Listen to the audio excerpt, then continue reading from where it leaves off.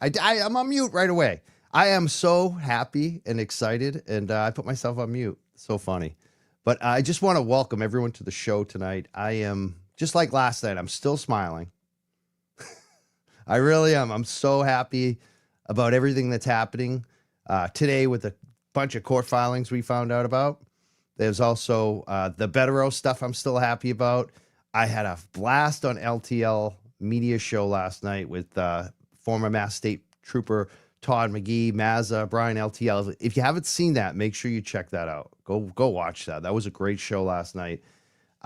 We watched Turtle Boy last night. We got some new info. There's going to be more Michael Proctor texts. I just can't stop smiling. There's just so much good stuff happening here. And tonight, and this is what I like. Even though I've lost Betero, people are worried. Everyone's hitting me up. Are you going to be okay without Betero? I am happy. This is perfect, actually, because we have more time to get into other great guests. We have so many good guests. And we will definitely miss having Betero on here night after night during the trial. But we still get him. We get to watch him in court. We're going to be doing those streams, too. So he's like still part of the show. We still talk about it. We still talk to him. I'm excited. I am excited about everything that's happening. I'm excited about this guest on the show. I'm excited that my mods are so happy about the guests that we have tonight. They're like, Sarah was like, I am fangirling. I don't think I've ever seen them so excited about a guest. Think about some of the guests we've had. Turtle Boy. We had Mass State Auditor Diana DeZoglio recently. We've had all these reporters. We've had politicians. We've had, who else we had? Betero, Mazza. They're excited tonight for this guest that we have. He's an attorney. He's from Canada. He's got 287,000 subs on YouTube. I definitely want you to check him out. If you don't know, I know most of you already know him, but if you don't know him, you definitely want to follow him. It's at Ian Runkle on Twitter and X, and Runkle of the Bailey is the YouTube show. Turtle Boy described him the other night as a funny F. I don't say the F word. I try to keep it clean, but maybe Runkle wants to throw in swear words tonight. It's fine if he does, because I am excited. Just a warning. I don't know how he goes, but I would add more to it. I would say he's entertaining, he's smart, and he definitely is a funny F. And I like watching him. I was a guest on, I think, Broken Baker with him as a panelist, and I enjoyed him. We kind of like went at it a little bit, and he came back. He's like, I really like this guy. And this is like my first time really having him on the show, obviously, or talking to him, getting to spend some time beyond that panel that we did. I follow him on Twitter. I love a lot of his tweets. This is the other thing I love about him. He did a $106,000 fundraiser for children. I'm like envious of that. LTL Media said he was a little envious of my numbers and my guests recently. I'm a little envious of that work that Runkle does. Like, that's what I would love to see my life be, is to be able to give that back that much. He did this, I think, in 24 hours or 12 hours. He does these marathon fundraising. I'm wicked interested in having him on the show tonight and excited. So with no further ado, let's bring up Attorney Ian Runkle. I'm blushing a bit. Are you blushing? A little bit, yeah. Well, you deserve it, man. People love you. Well, I don't understand sort of how I ever succeeded at this, because I literally started YouTube expecting to fail. I had a guy who kept telling me I had to make YouTube videos, and I was like, no, nobody wants to watch that. That is crazy. But he was persistent and he wouldn't stop. So finally I was like, I'm going to make a video just to shut this guy up. And so I made a video, and then it sort of landed, and I was like, well, I guess I have to make another video. So I was like, okay. I guess this is a thing I do now. And it turned out I actually really liked doing it, which was the other thing. So it's kind of a weird ride, and I'm really lucky to be able to do things like those fundraisers, because I kind of fell into this. So given that, I feel like I kind of have an obligation to try to give back as much as I can. And that's so it's amazing. And like none of this was ever expected. None of this would ever be something that I thought was going to happen. And it's just it's a weird world. It is, isn't it? I relate the same way. I didn't expect my kind of success over the last year to happen. After all, I'd been doing it for so long with no success. You know what I mean? Like, it's so weird. It's just a weird thing. Sometimes it's just a matter of like what lands and what doesn't. And I mean, you've been doing excellent stuff with this whole, with the whole trial.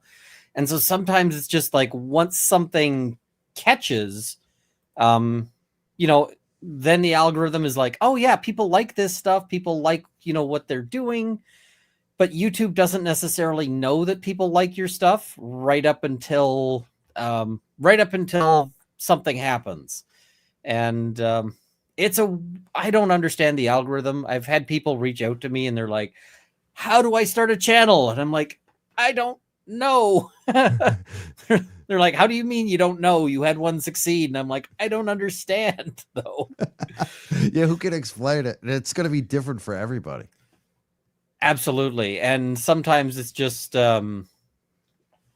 sometimes, I had somebody reach out to me asking me for help, and I was like, your videos are way better than mine. And I sort of gave him a shout out and tried to sort of help things out. And it was like, well, okay. So, yeah. Yeah. It's how long have you been doing this? I think it's like 4 years now. I'd have to check. Wow.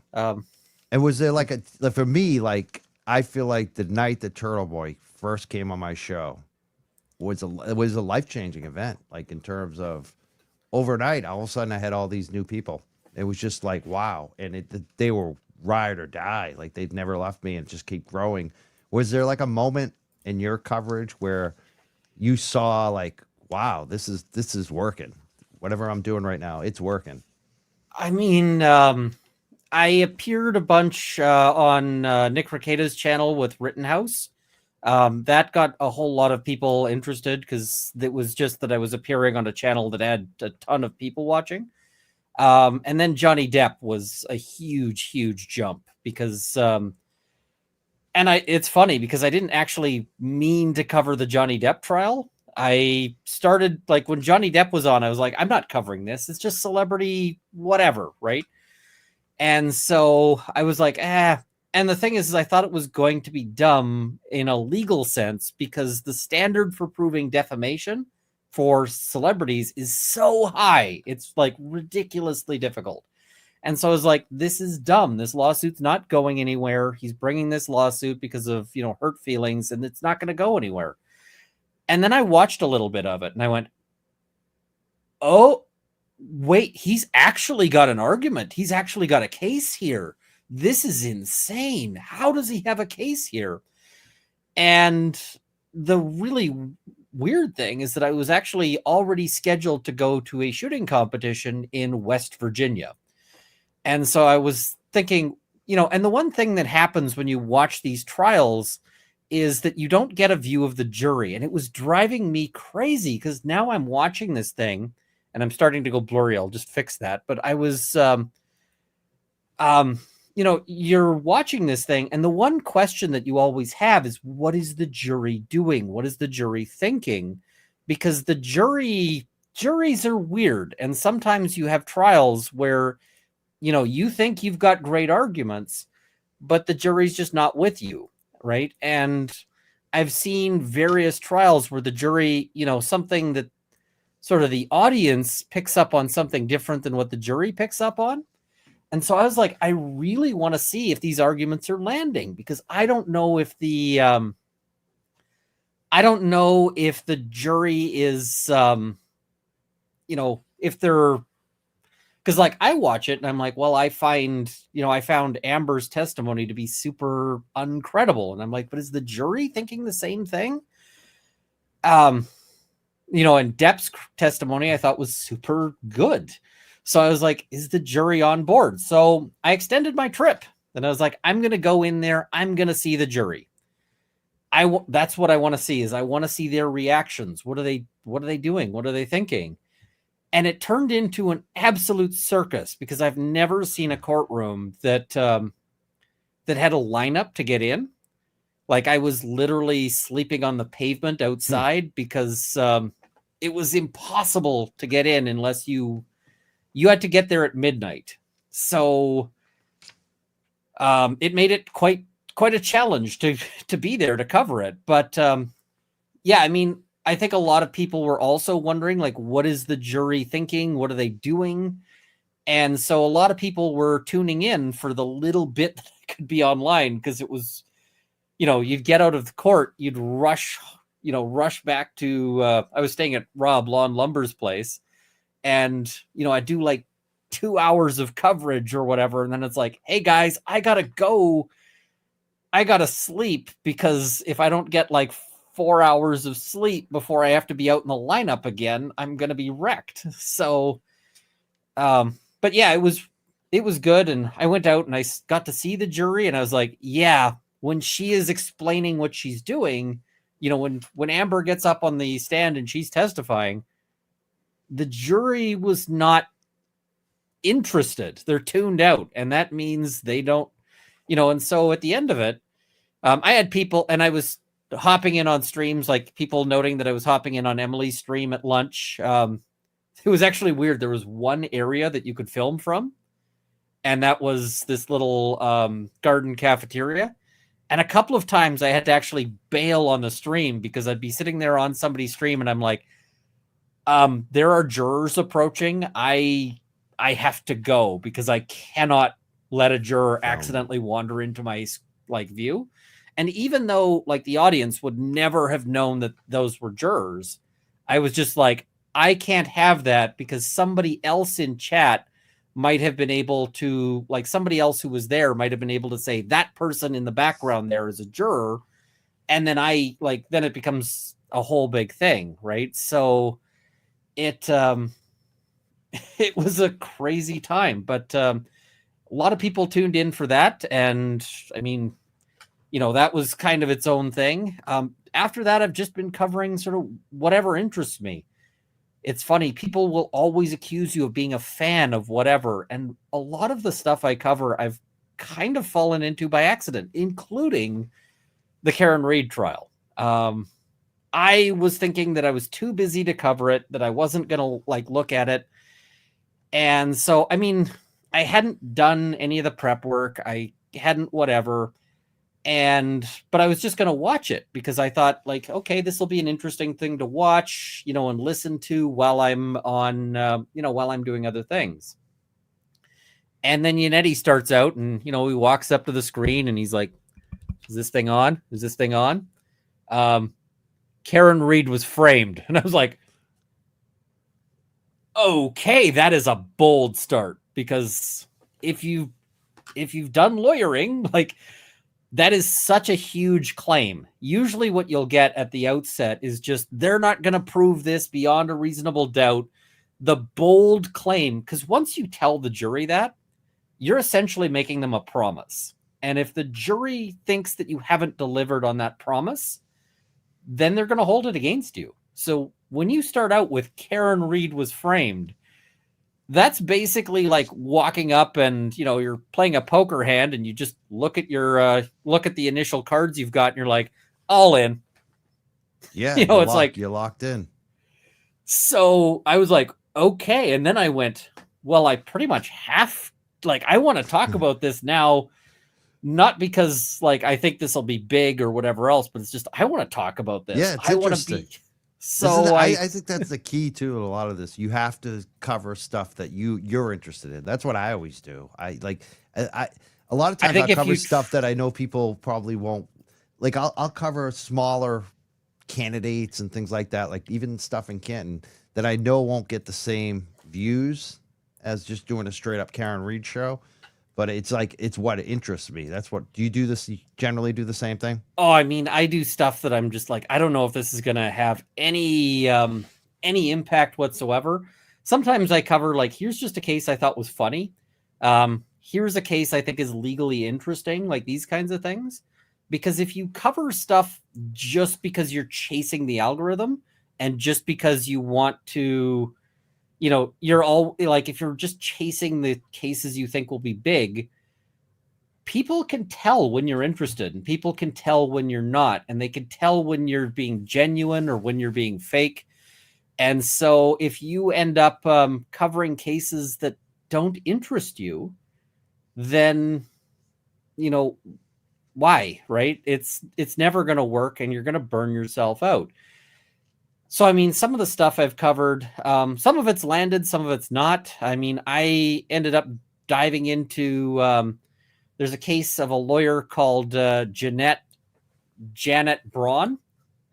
And I started covering that one just because somebody on Twitter literally just went like, I follow the sort of, law Twitter, like a bunch of lawyers just talking about various things. And one of them posted this, like the PDF of this complaint. And they were like, have you ever seen anything so crazy as this? And I went, I'm going to read that. So I read it and I went, oh, I'm covering this because this is crazy. Right. So Yeah. It was just like, all right, let's cover this. And I don't think anyone else has picked that one up. Actually, a few people sort of have, but I dove into that one not expecting it was going to have any interest. I was surprised by how much interest it is. And I think it's got interest because it's funny. But, you just cover what grips you and what... and yeah, I mean, the weird thing that you always get is you get people who accuse you of like, you're just doing this for super chats. And it's like, I will do stuff that nobody has any interest in. I will happily like talk about cases that nobody cares about. And the other thing is these people never actually understand how you do it if you were trying to do maximum grift. Right. Because like, they're always like, hey, listen, you're just, on Karen's side here. And, because people are throwing money at you. And it's like, here's the thing. My initial coverage was there is no way that they can actually deliver on this big promise. You were skeptical. I remember that. I remember you getting shit from the Free Karen Reed people. Oh, I had all sorts even of people poked at you a few times. I mean, I was like, I don't see how they can possibly deliver on this. And people would be coming into my chat going, you need to read this document and that document. I'm like, listen, I came into this blind, and that was kind of a gift because not having covered any of the motions and so forth, I'm like, all I can say is what has been covered in trial. So, yep. And that's the thing is sometimes you get cases where everybody might be convinced, for instance, in a different case, they might be convinced of guilt because of some critical piece of evidence. And the thing is, if that piece of evidence was excluded in a motion before trial, then it doesn't exist, right? So, I mean, I've had cases where literally critical pieces of evidence like that I've run where it's like, oh yeah, this piece of evidence would totally convict somebody, but it's not, it's not included. So I'd be sitting there just, I'm like, I'm just watching this and I'm going, and I start from like, there's no way that they can deliver on this. And then later I'm going, how is it that this argument isn't crazy? Like, I thought this was going to be a crazy argument. And what I kind of figured I'd be doing when I got into it was that I'd essentially be going, this defense team has fallen on its face, right? That was what I was expecting to be saying is like, you go in with the big promise and there's just no way to deliver on it. And like, they're getting annihilated.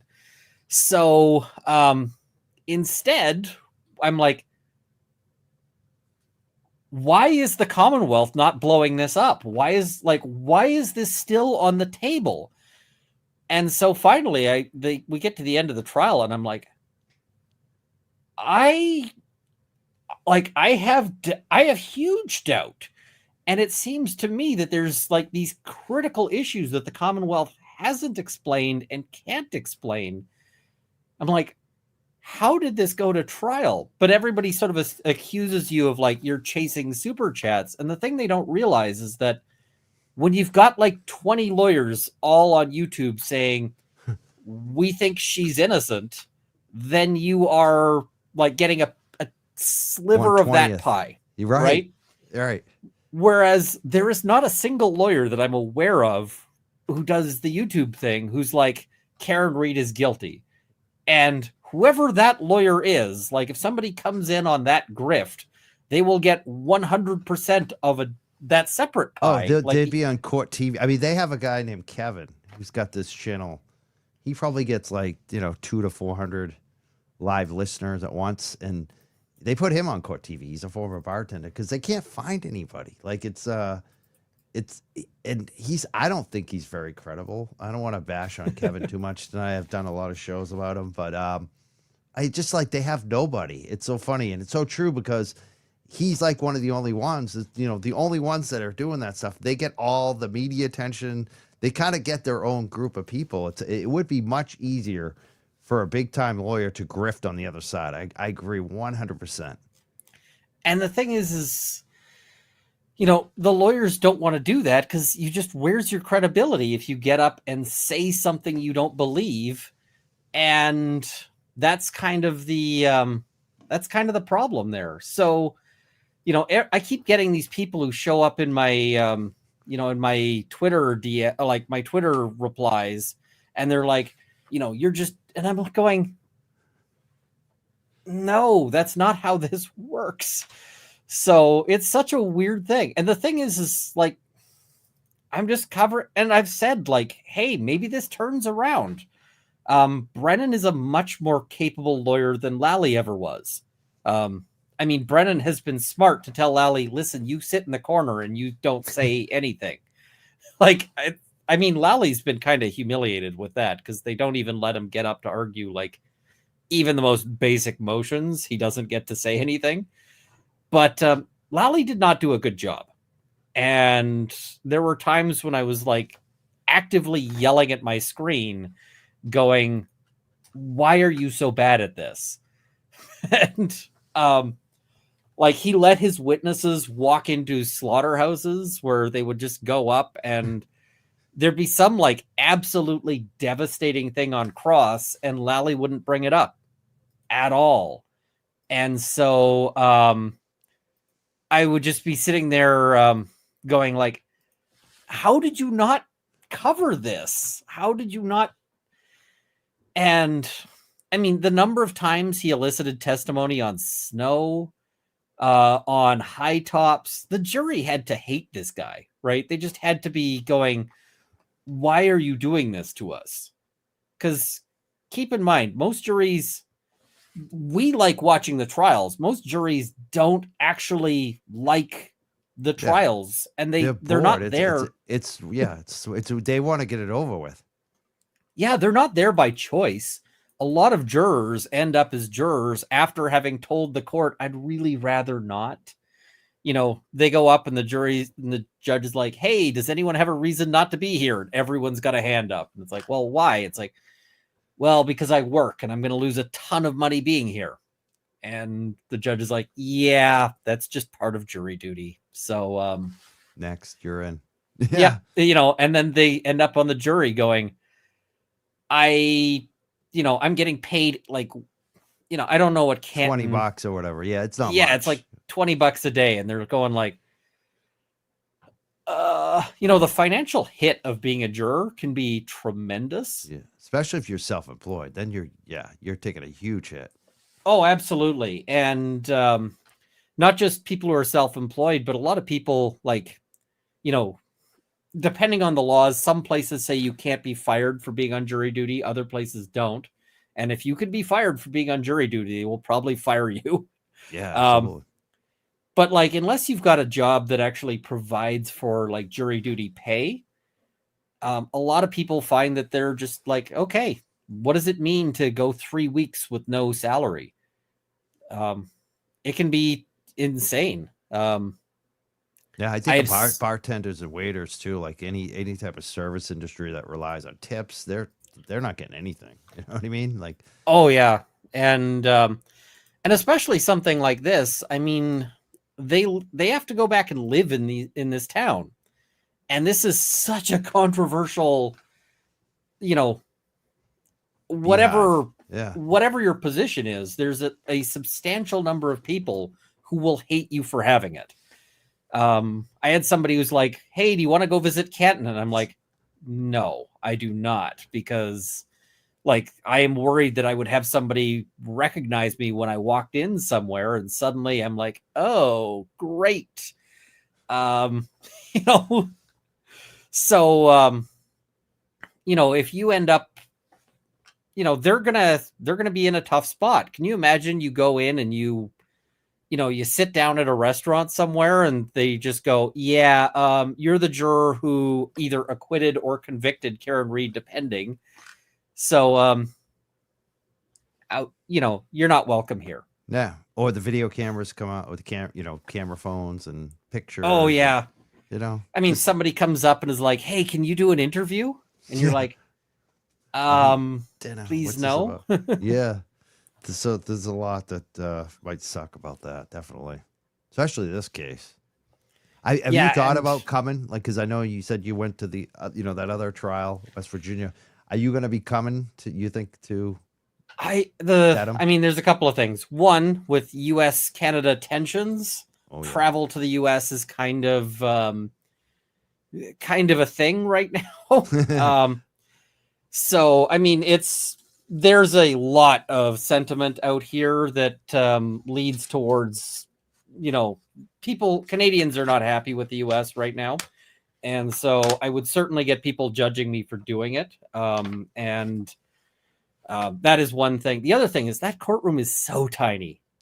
So if I end up, like, I suspect that the most likely outcome is if I go there and I'm like, hey, I want to go watch this, it'll be like, yeah, there are like 4 seats available and they're already spoken for. So, and then it becomes a huge trip in order to do recap coverage from my hotel room as opposed to from my house.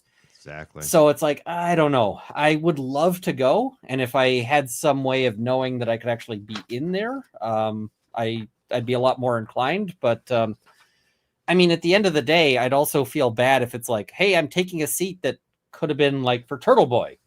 It's like, well, Turtle Boy's been doing great coverage on this, and he's been doing coverage on this since before I knew there was a this. So, I mean, I kind of feel like he's got more of a right to that chair than I do. I mean, for him now, he's got the press pass. Like the way that I don't know if they're going to change the rules this time, but last time they had a line, like you're talking about sleeping on the concrete, but you had to be credentialed. You had to be approved by the courts first, which is a weird process. Some people they approve, some people they don't.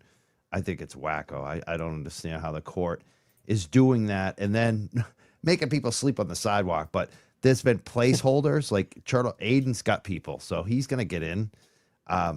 I think if you do come out, like we could probably, I could try to reach out to Karen Reed if you are interested in sitting behind the family, because they sometimes are looking for people. I mean, I'd be inclined. It's you just gotta worry about all the sort of chaos and so forth. But I just kind of look at it and I go, it's such a crazy trial. It is such an interesting trial because it's like, how does this ever sort of be? How did this ever become a thing, right? Yeah. So I am so fascinated by this trial. Yeah, and I feel bad for everyone involved. This is the other thing. Like, I know there's a lot of people out there who are like, hey, we want to hate, the family of John O'Keefe because, they're against Karen. And I'm like, here's the thing. I got sympathy for them too. They're going to have a whole lot of I'm sure they're getting more crap in their life than they ever wanted to deal with, but also they will have been convinced by the system that the system has got the right person. and they're gonna like it's gonna be a situation where it's very hard to convince them out of that. And, no matter what happens, even if somebody got up on the stand and said, it was me, I was really like the real murderer, they'd be like, well, there have been active situations where there's been a wrongful conviction here in Canada, where at the end of it, they find the real, the real killer. And they go and they interview the family, and the family's like, I thought I'm sure we had the real killer the first time, even though like DNA testing and all of that. Proves right. it. So, I feel bad for them. And I really, I wish I could like give them the closure they're going to need, but ultimately the criminal justice system is bad for that too. Even if they, even if there's a conviction, they're not going to feel what they hope to feel, right? Nobody walks out of the criminal justice system, like no families of victims walks out and it never actually fills the hole that they hope it will. So, yeah, I mean, I don't know. I feel bad on that. And I ultimately think that would be a tough thing. So, and I see people in the chat going, who's this hippie? I'm Canadian. It's what we do.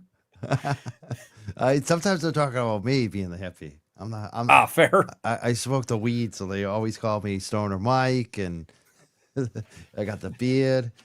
But I'm also a jock, so I got many facets. But anyways, it's funny we've talked about a lot about Karen Read. I'm wondering what are the big things. Actually, before we even go there, I want to ask one super chat, because this was a question that came in earlier today, and they wanted me to actually play the video, but I didn't have time to get it together. But I like this one. They say, tell Mike the job you recommended for Trooper Paul. Oh, I think the one they're referring to, because I've done a few, but I think I said that he would have a promising career at the police as a shelf. A shelf. It's actually me stealing a line from. I'm stealing a line from Red Dwarf. There's an episode where Rimmer is complaining, like the one character is complaining that he was hitting on this woman, and he was telling her falsely that he had a job in logistics, and she was really interested. Right up until his friend went up and said, "Yeah, he's a shelf." He's a shelf. And so, yeah, it's sort of been a go-to line there, but like Trooper Paul is just, I mean, the prosecution's case has to get better for not having Trooper Paul there. And I wonder if the defense is going to call him, because I could see the defense calling Trooper Paul to be like, hey, so isn't it true you testified at the first trial and you gave an opinion? And now they bounced you because, and I wonder if Trooper Paul would have hurt feelings and would try to be like, well, my opinion is the correct opinion. So they differ from maybe what the prosecution, if they have other witnesses. Yeah, that would be interesting to see if he has a split on it.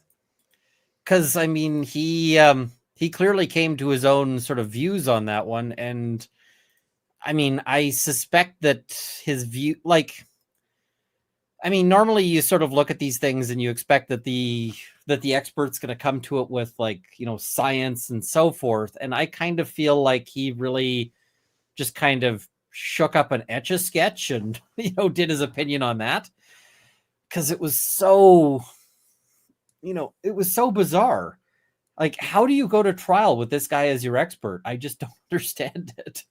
Yeah, that's wild. That was wild. That there was a lot of crazy witnesses in that, but Trooper Paul was just like next level. It's like, are you kidding me? This is the best the state police could do.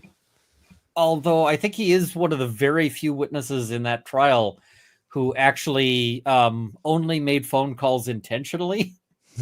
No butt dials. No butt dials. Oh, I mean, the butt dials are just like crazy and like some of this testimony is so unbelievable to me. Like, hey, I sleep with my phone. Yeah. I'm like, while I have sex with really? my wife. With my phone involved? Like, yeah, it's, I use my phone as an alarm. And how do I do that is I set it to be an alarm, and I set it on the phone, like on the nightstand next to me. Same thing I I have, do. you know, I don't know who actually sleeps with it like tucked under themselves. That's weird. It, like, a lot of this testimony, I was just looking at it and I was going, really? Like, really? This is so crazy to me.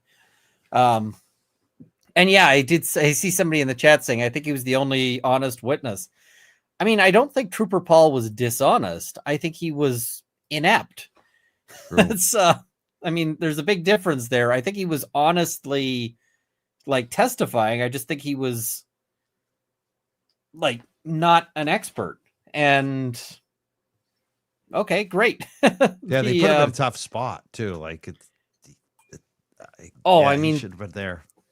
The number of witnesses they sent out there to just get absolutely decimated was beyond belief. Because, I mean, they got to realize as well, when they're sitting there looking at, like, they got to look over at the defense table. And at the time, you have Jackson Yannetti, and now you've got Jackson Yannetti Alessi and Jackson Yannetti Alessi Bettero. Like, and I'm forgetting somebody because they're largely sort of the silent partner. I'm forgetting Eliza Little. Yes, I was forgetting Little because she's doing behind the scenes work, which is not around super as much important. too. Yeah, exactly. But yeah, I just look at this and I'm going, this is a meat grinder, right? That this is like sending somebody out there to go fight a wood chipper. So you have to prep them a little better than this. Like, they sort of went in and it looked like they had no idea what to expect on a cross-examination. It looked like they had no clue what was going on. I'm going, how is this the case? Now, each of these witnesses now is going to have gone through a practice round, right? They're going to have a practice, testimony and so forth. But the problem is that it's also impossible to keep your story straight from one testimony to the other. Like, it's just, this is a thing. This is why, like, as a lawyer, I tell people, don't ever talk to the police, because even if your story doesn't have any, like, even if what you tell the police doesn't have anything that is that hurts you, the more times you tell your story, the more contradictions and inconsistencies there will be when you get up to actually testify at trial, if you have to. So, but now there's multiple rounds. And so every inconsistency that they already have is unfixable, right? That's already on the record. And they can say, you testified at this, at this trial about this. And then you testified this other trial, this. Well, those two things can't be true, right? Yeah. And the really funny thing that often ends up happening when you get into that is you go like, hey, you testified at this trial, this thing. And they say, I don't remember which trial I said that at. Yeah. Was it the and then you're jury? Like, exactly. Yeah. Was it the feds? Well, they can't say the Fed word, but you know what I'm saying. They've had some of these people have testified 3 times now. This will be the 4th, I think, because the federal and then the state grant. So those two, like, there was a federal round of questioning. There was the state grand jury, and then the actual trial. So it's like, wow, it's a lot to compare. And then from also police reports, whatever was the interviews too. So there's a lot. I just wonder too, like, what you've watched all this. We could talk about a lot of different things, like the Sally Port, but oh God, what before we go there, I want to the defense. What do you think round 2 that the defense could do better, or any like kind of advice you think for their defense this time? There were a couple of places where they ended up chasing theories in with witnesses that didn't end up panning out. And I suspect those things will just be cut from their cross-examination script. I'm trying to remember which thing it was, but there was a couple of places where in my coverage, I remember saying this. I just can't remember what it was about, where I was like, yeah, they chased that and it never really landed here. So those are things that the defense team will be able to be like, okay, that's not going to go anywhere. Or they're going to be like, we can still land this. We just need to land it better. And here's how we do it. So there's going to be a lot of like polish and a lot of that. The main thing that defense is going to have to do, and this is going to be a ton of work and a ton of legwork. And I got to say, I've been really impressed with the level of preparation that especially Alessi has put into his hearings. Amazing. I mean, there's a moment that he has in his hearing, and it's one of these things that I think most non-lawyers don't catch, because it's just one of those things that if you're watching it, you're just like, oh, that was impressive, right? In the same way that somebody like a ski jumper, they might do some particularly different flip. And, everyone's like, oh, that was nice. And the people who do ski jumping go, wow, he pulled that one off? Yeah, right. Whoa. And that moment is when he goes and he presents, like, he's like, here's this exhibit I want you to look at. And the judge is like, I have a different exhibit. Yes, I remember this. And he says, oh, I can work off that exhibit Yeah, I can do that, Judge. We'll go there first. Yeah. And I'm like, this tells me that he's a guy who has prepped every single detail, and that when the judge is like, I'm looking at the wrong thing, he's like, I know that too. I know that perfectly as well. And you know what? Like the way he handled Bev with that too. I think she was probably like, wow. I think she might have been impressed, even her, because she doesn't seem like she's been impressed by any of these. That was an interesting moment. I would just, I mean, I could say in that spot, like if they're like, I'm looking at the wrong exhibit, I probably would have been like, well, we need to make sure you're looking at the right exhibit, Judge. Let's get this, and the thing is to the average watcher, that's all the same thing, right? That's all like there's no big difference. But from my perspective, watching it, I'm like, okay, that is sort of one of those moments where you're just like, yeah, that was some amazing work. So impressive. They're going to have to go through like all the trial prep that they did the first time, the entire trial, and then they're going to have to cross-reference. When we have, and the other thing is, Brennan, I don't know if he still says it, but he was saying that he hadn't, that he hadn't watched the first trial. Yes. I don't know if I believe him. And the other thing is, if that's true, he's also going to have to watch the first trial. Why do you think he might not be telling the truth about something like that? I think he might be showboating a bit, but I mean, you have to watch the first trial, right? You just have to.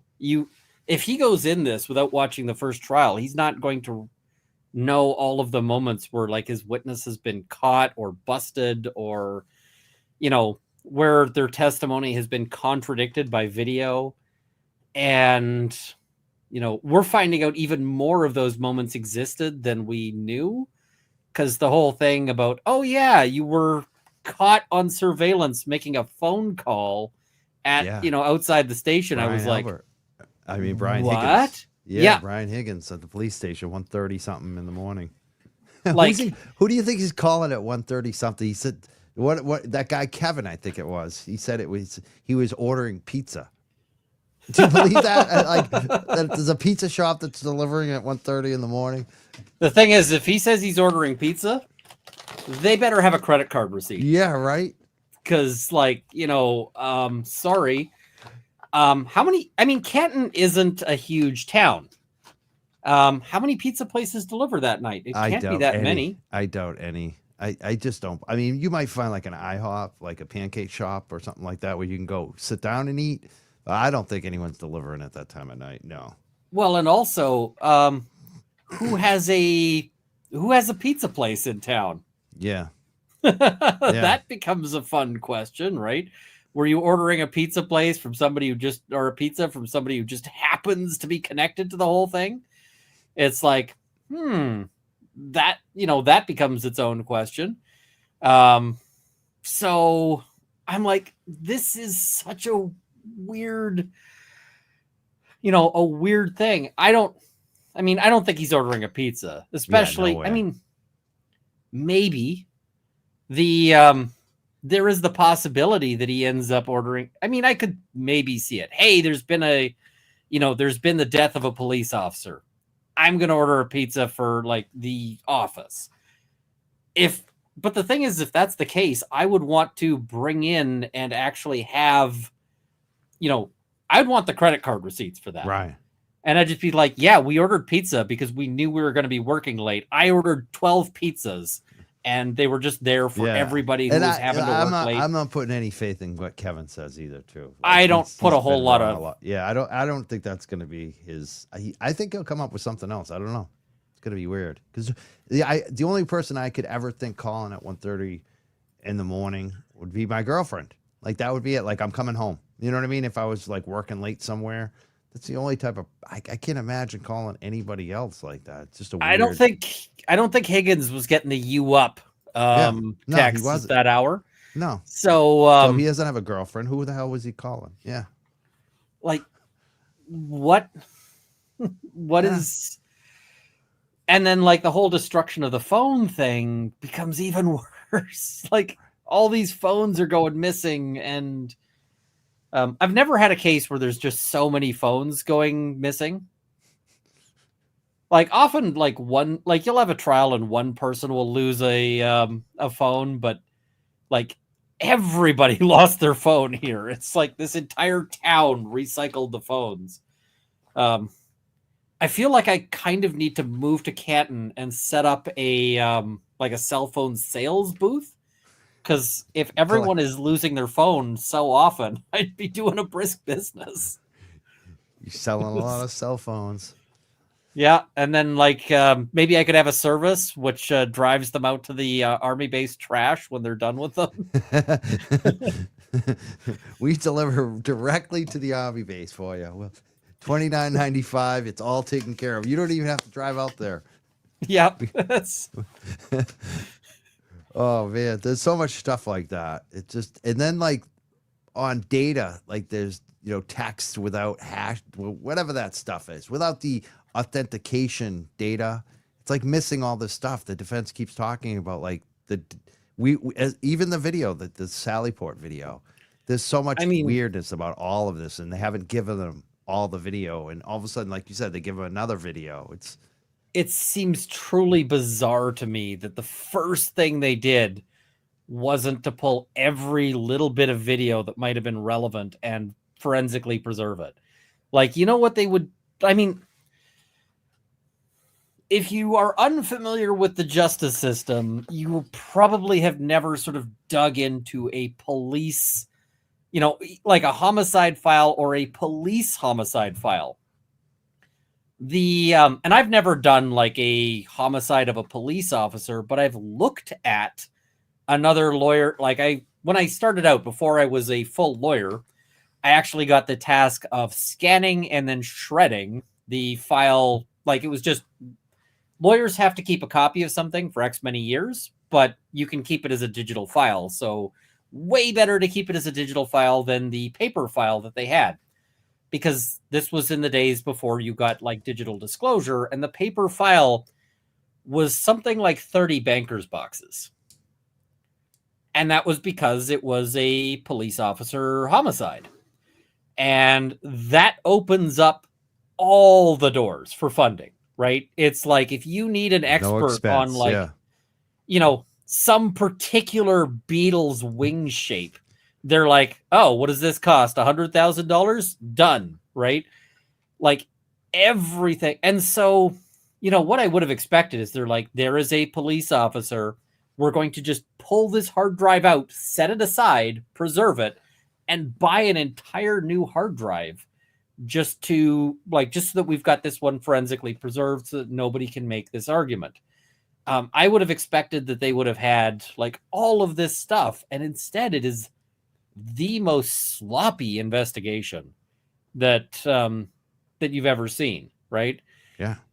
And people are like, oh, well, they didn't know they were going to charge a murder at that point. It's like, well, he didn't just like, spontaneously die, right? You find this guy, he's, dead in the snow. People saw him earlier that day. He looked fine.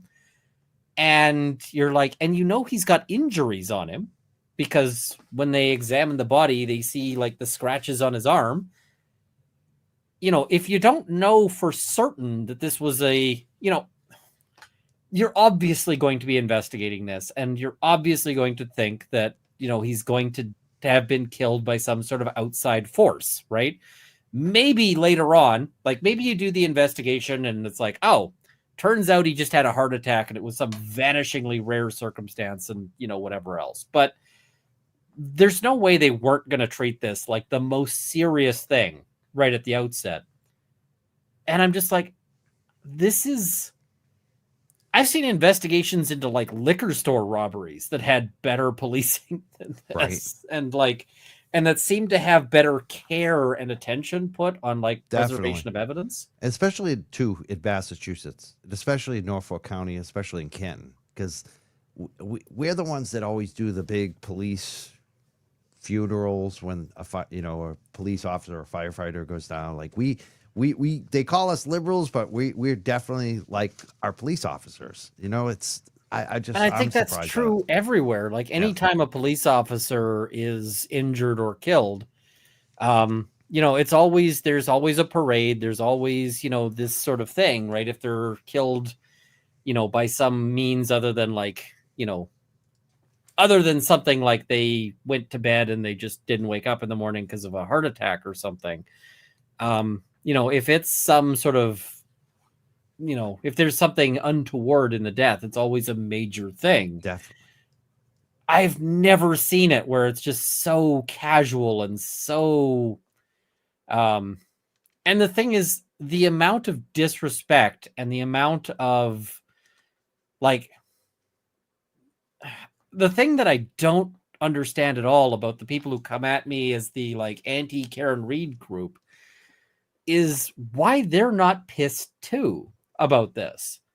Because let's say you're coming from the perspective that Karen Reed is guilty, right? That is what's in your head. You're fixated on that. You should be super pissed about what's happened in this investigation. Like Trooper Proctor, you should be wanting to key his car. Don't key his car, folks. That's, yeah, we don't do that. This is a metaphorical. But you could feel that way. You could have those feelings. This is something that they should be feeling, because it's like, if you think that she's guilty, then the people who screwed up this investigation at every turn, you should be thinking this is somebody who's guilty who might get away with it because of these stupid cops. And the thing is I get to the point of how is this investigation like this if they think she's guilty, right? I don't understand it. It boggles my mind. I think it's twofold. You have two categories, well, maybe three categories of those people. One is a lot of them are actually related to those witnesses. That they have their accounts, their bot accounts. They're directly invested in this case, and they're hiding behind. I mean, we know that. And then there's and relatives and friends of theirs, and there's also another group of people that just hate Turtle Boy. And he's the one who broke it locally, and it's all about hating Turtle Boy. They don't care about Karen Reed. They don't care about John O'Keefe. They're using John O'Keefe's family to get back at Turtle Boy. And then there's another group of people. I don't know the backstory on that. Yeah. I mean, yeah. And there's another group of people who are just, they're idiots. That's just basically it. I mean, that's what I see on there. Fair. I mean, I know Turtle Boy is super controversial. I know sometimes he can be abrasive or aggressive or whatever else. But at the end of the day, it's well, okay. He doesn't none of this matters to the case. And so I just am why is this something that,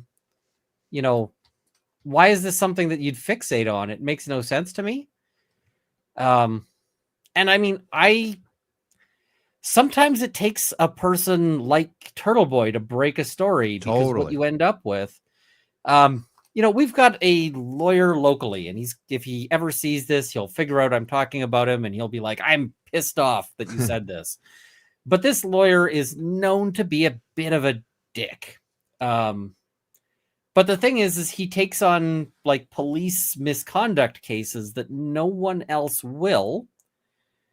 And part of the reason why he does it is because he is that guy, right? Whereas nobody else will do it. And so you're like, well, that's necessary. I mean, you can say like, hey, Turtle Boy is abrasive or whatever else, but he got into this story when everyone else was leaving it on the table, and he dug into it. He put a ton of legwork into it, and he really...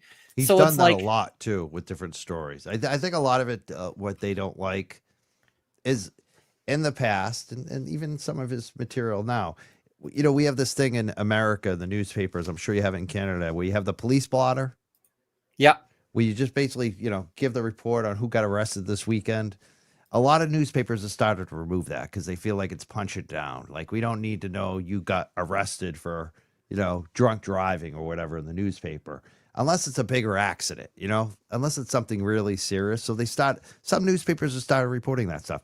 A lot of his reporting has been like that, you know, so a lot of these people are the ones that he featured, and the ones that he keeps featuring are the ones that react. And a lot of times, fair. Cases. Yeah. You know what I mean? So it's like a cycle with some of these people. They're crazy. They don't realize that the best way to deal with Turtle Boy is just say, hey, you know what? I made a mistake. I'm sorry.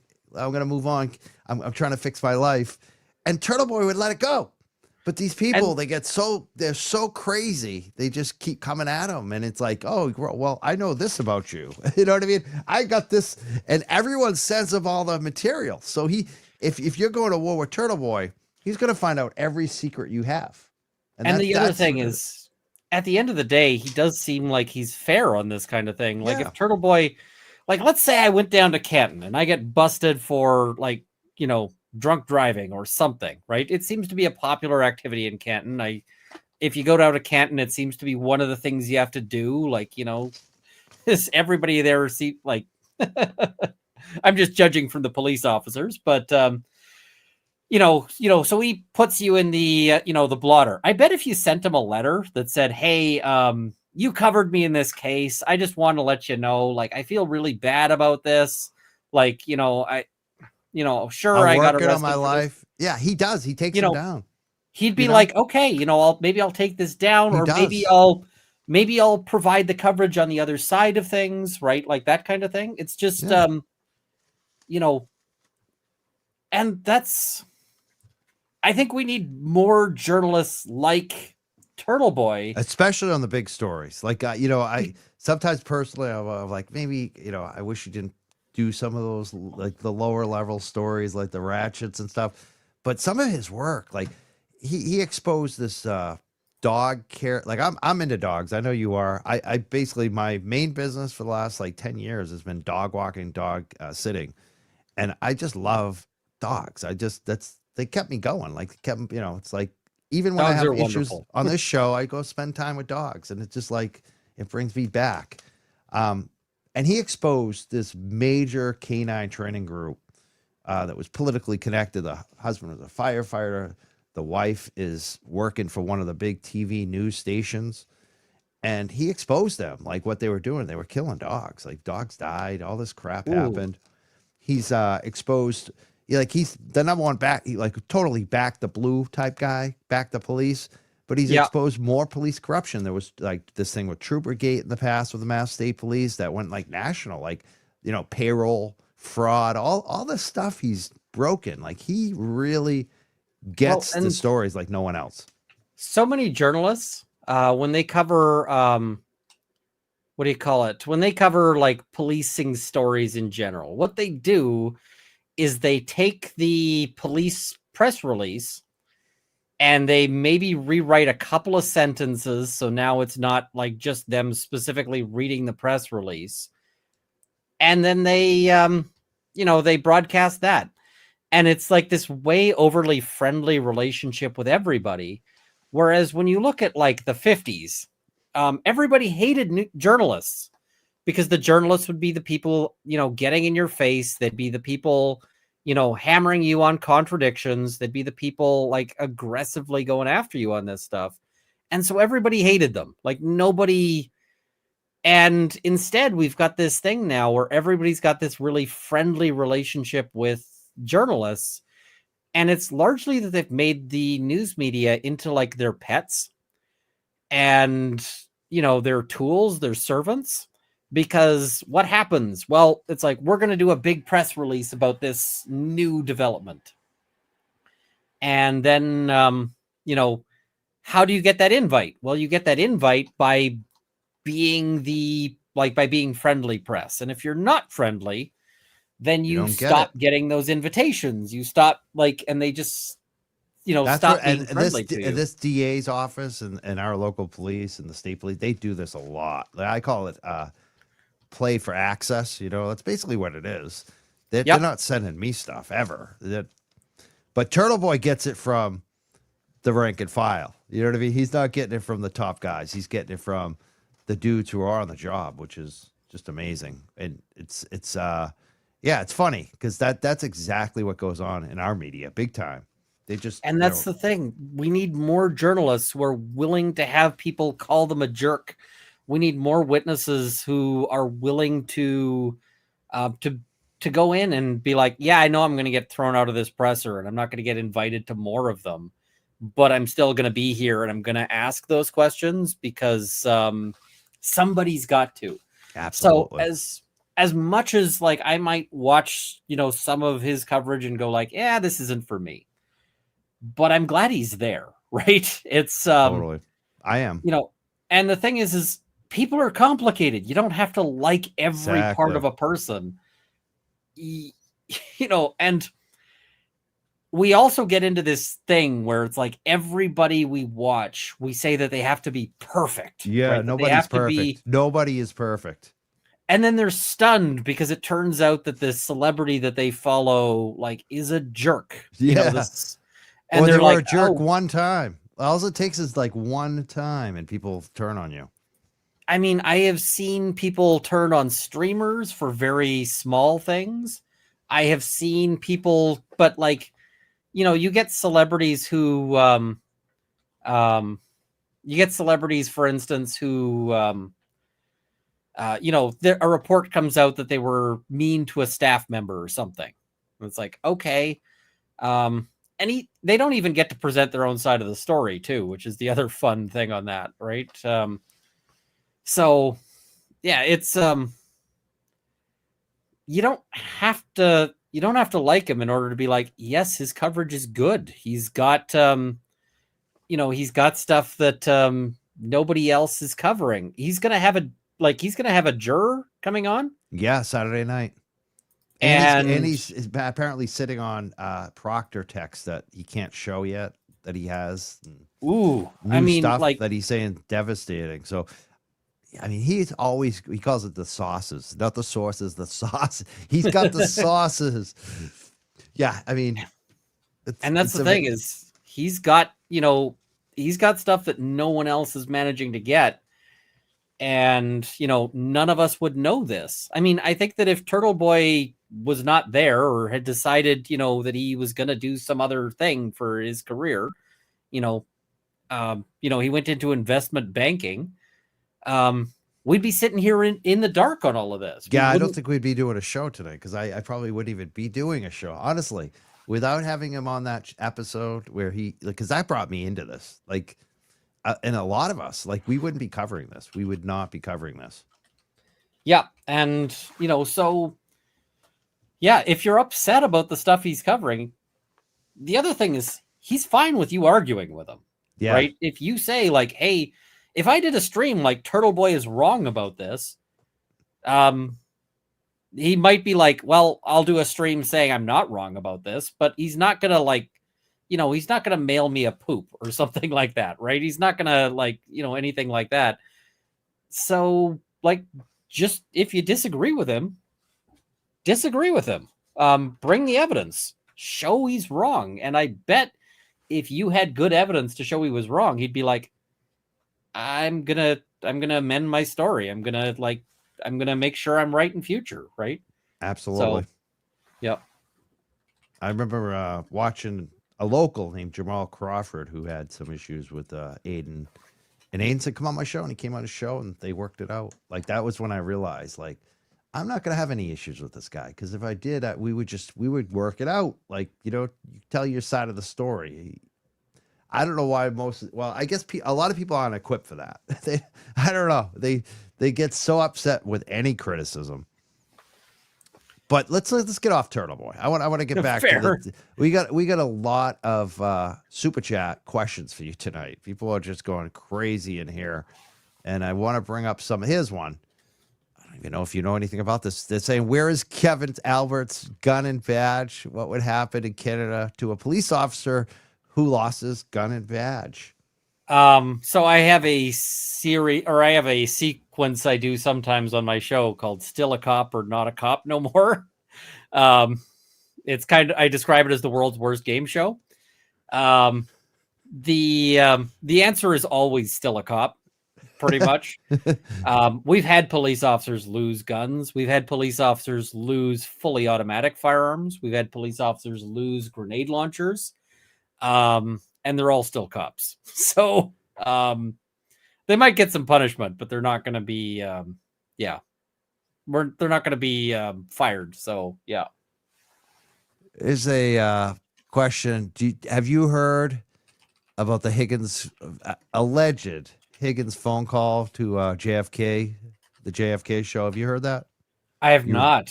That we may that's have a whole thing. Yeah. Apparently he called in and he said he was Kevin from South Boston. And he said, he's basically said, hey, what are you guys going to do if, you find out these two decorated dudes you're going after? He's talking about Higgins and himself and Albert. And they immediately said, this is Higgins. You're Higgins. You're calling into our show. It's like hilarious. He goes, you wrong. And then he hung up the phone.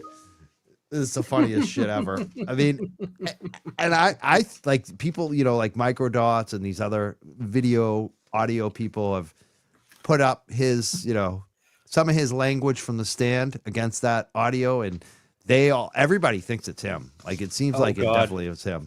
Have you ever, what do you think about that he might have called into a show and got exposed? People do that sort of thing, and it's dumb. I mean, it would be really interesting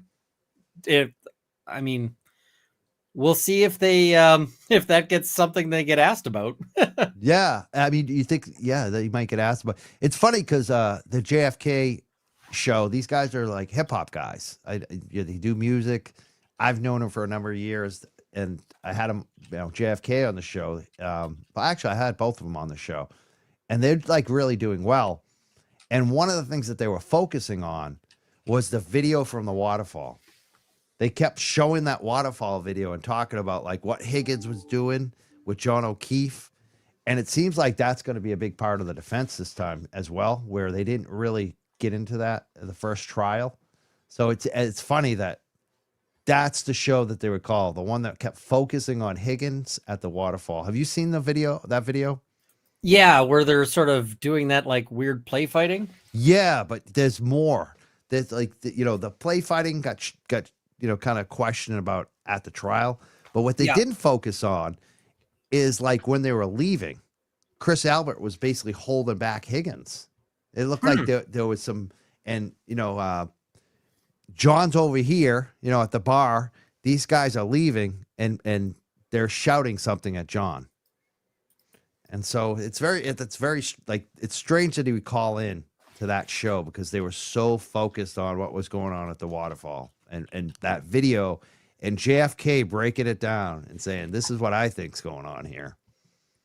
That is really interesting if he is taking a special interest in that, because like if there's an old proverb, which is basically if you throw a rock into a group of dogs, the one that yelps is the one that got hit. And, it's sort of like, if that's what they think is significant, then that might be a really big deal. I mean, I was watching that and I said, basically, how many people get into play fighting? and the like when you get drunks hanging out together, right? They'll start play fighting, and then it's like kids, right? They get play fighting, and then one of them, like, they flail an arm and they catch somebody in the nose, and then it really hurts. And instead of being like, hey, I'm not good with this, suddenly the play fighting just transitions into real fighting. And, the amount of times that's happened in files I've had is a lot.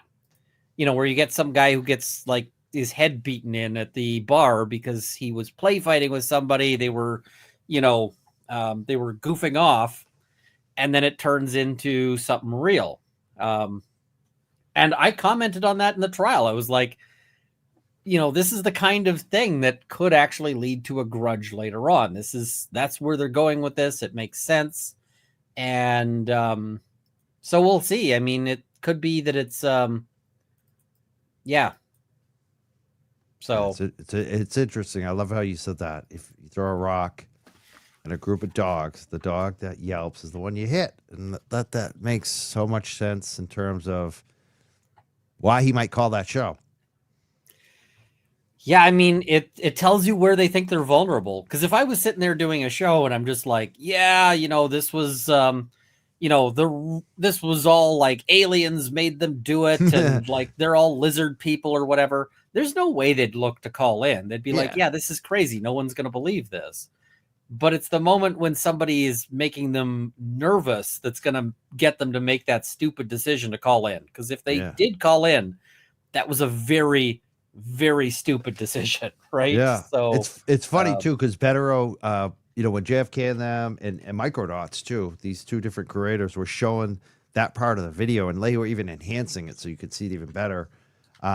He was like, this is going to be, huge. This may be used in the trial. And now he's obviously on the defense team. So I think that's going to be actually a big new piece of it. I know they spent a lot of time on the grab ass, but even what happened after that, the waterfall is even kind of more interesting. Here's a question. Runkle, do you think Judge Cannoni is ignoring and downplaying any arguments the defense has, maybe like to the inverted video? I mean, I don't understand some of her rulings, because I look at some of them and I'm just like, why? She does seem to lean on one side of the thing than the other.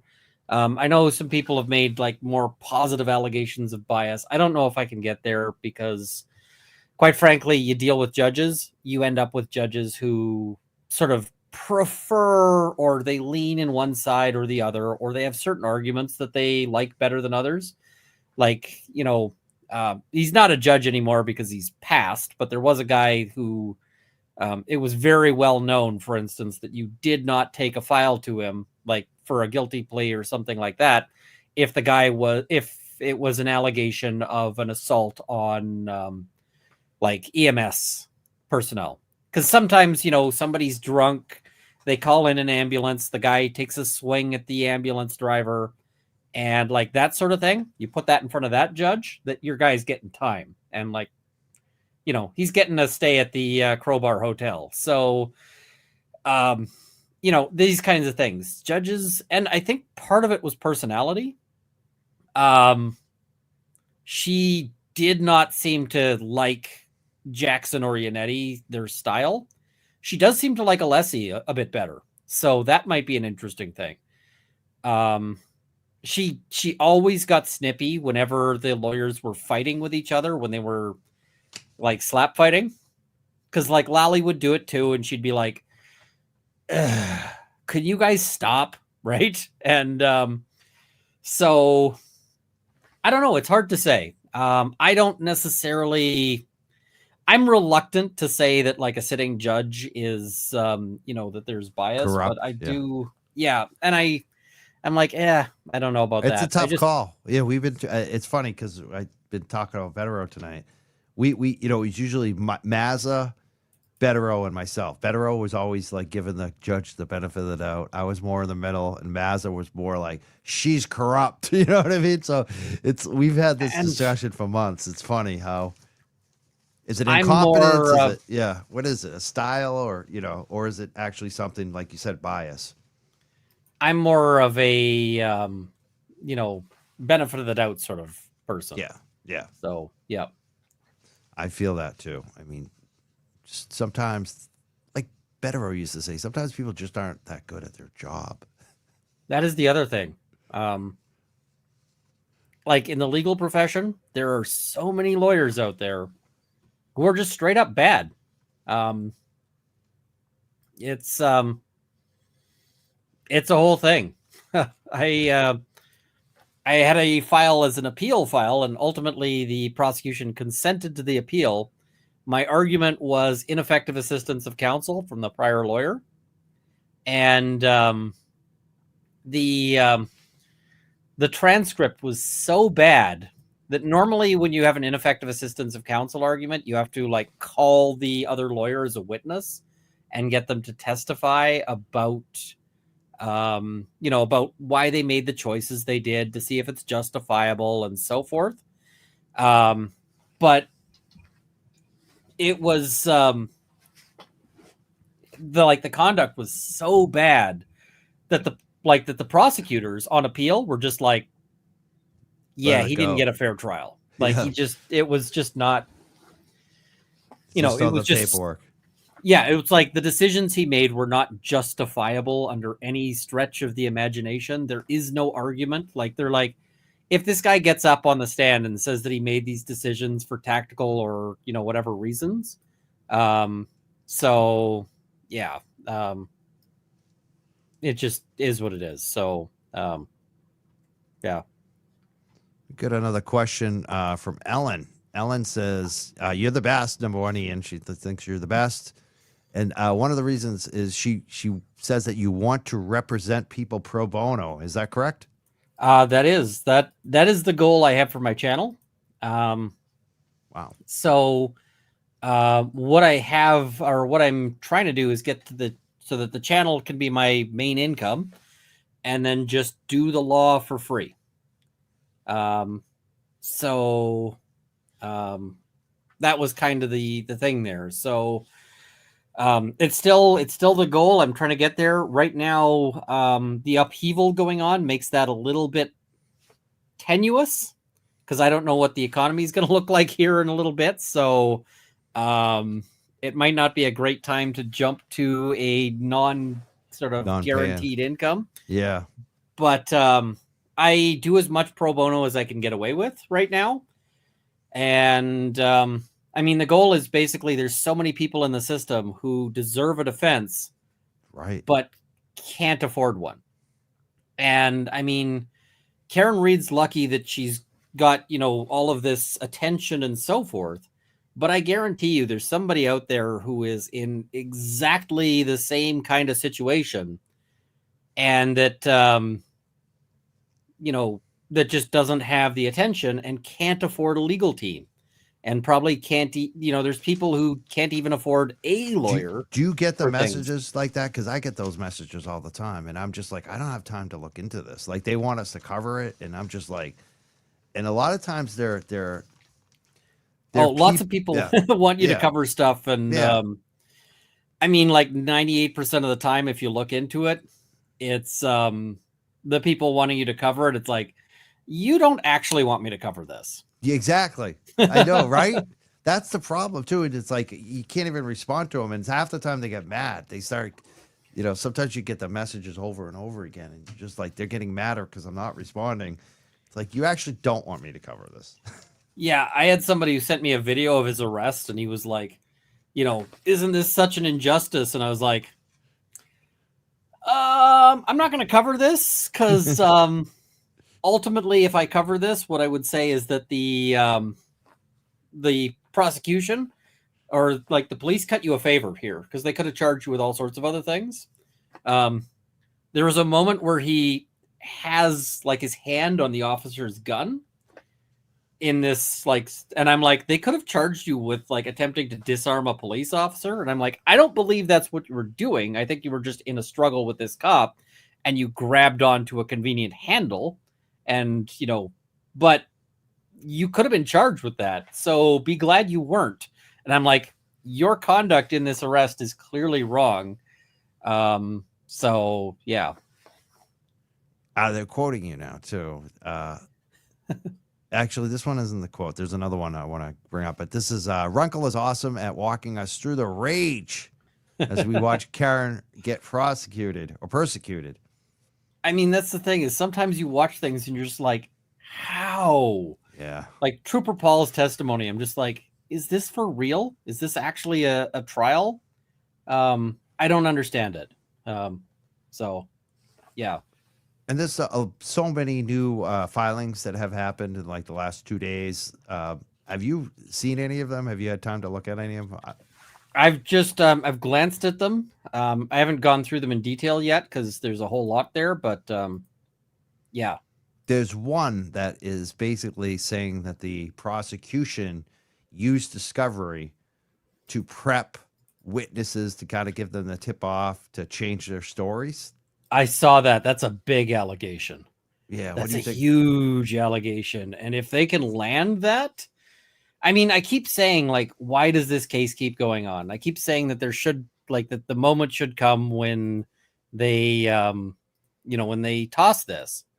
I'm still waiting on that moment, like on the moment when they actually toss this. But, I mean, that becomes a big deal because that's, misconduct. That's all sorts of problems. And it's unfixable, right? Because if they coach these witnesses, then you can't uncoach them, right? You can't be like, all right, let's take these witnesses and make them forget all the coaching like that. So, don't like that. Yeah, don't like that. Not good. Here's the question. They're quoting you. Runkle was the first. I saw that, and they're not the only one. We got a lot of Runkle quotes. People love your sayings here. Runkle was the first I saw to question if Higgins and the McAlberts use their buttholes for the Face ID iPhone login to do the butt dials. Well, because they're sitting there and they're saying like it was a butt dial, and I'm like, don't people have Face ID? Like, how does their butt use the face? Or like, even like me, I do the, I don't even use the Face ID. I do the, punch in the number. I just did the butthole punch in the number or the Face ID? Which was it? Can we find out? How does it use the 4G? And like a lot of these are cops. Do you really believe a cop has a phone with no security anything? Like that just makes no sense to me. No.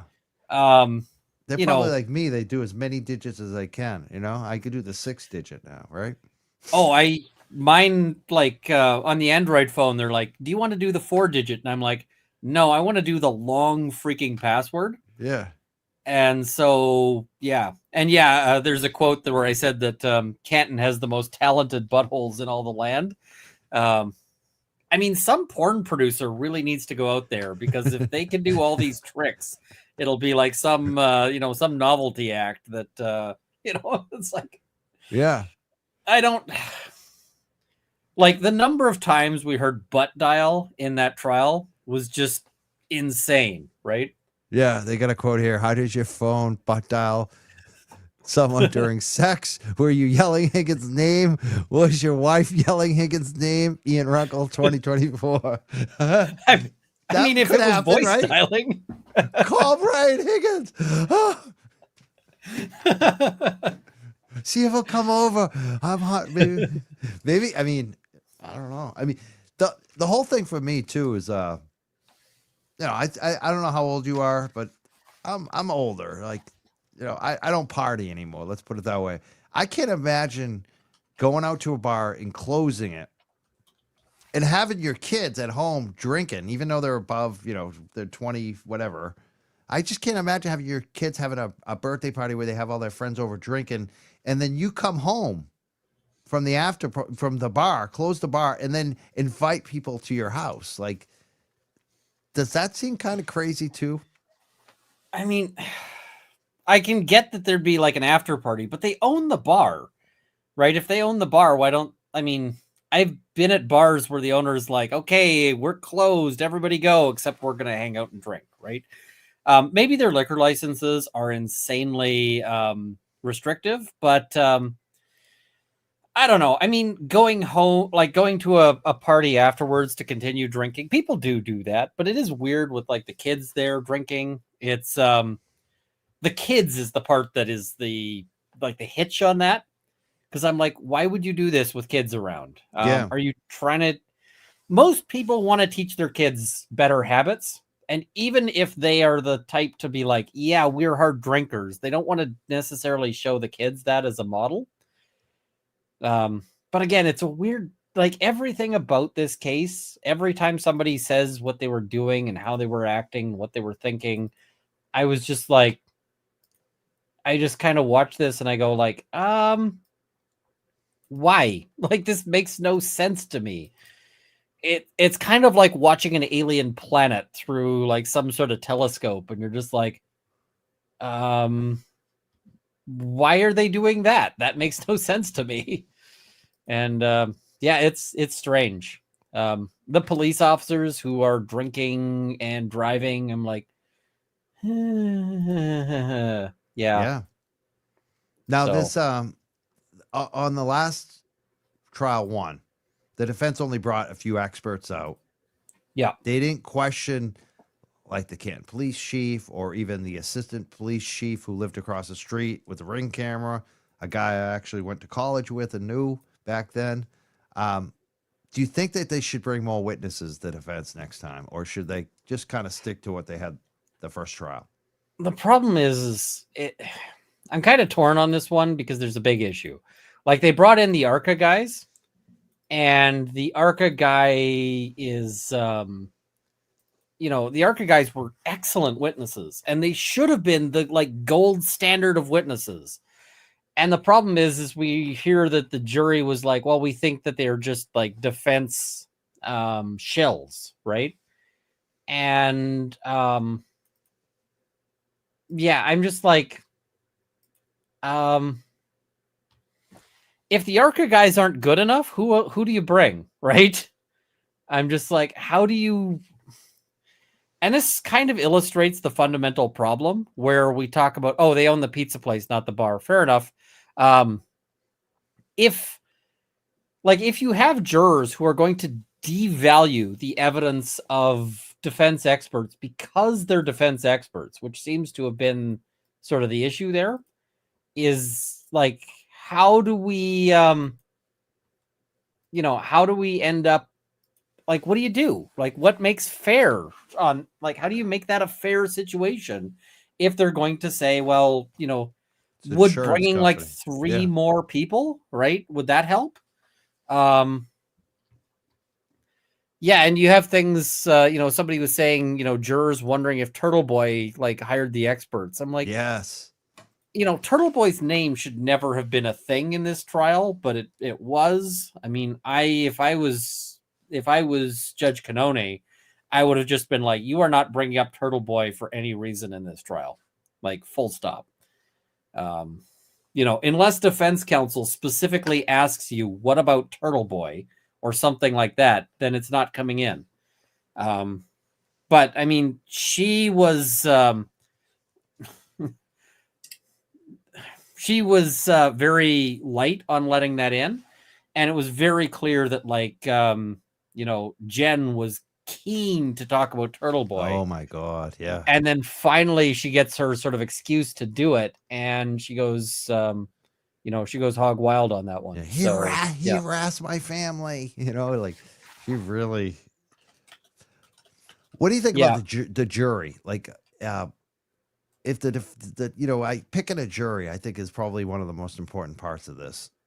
How do you pick a jury? Like, what kinds of things do you think the defense should be looking for in potential jurors? Like, what kind of questions or background should they be looking for, or red flags? Avoid anything around law enforcement.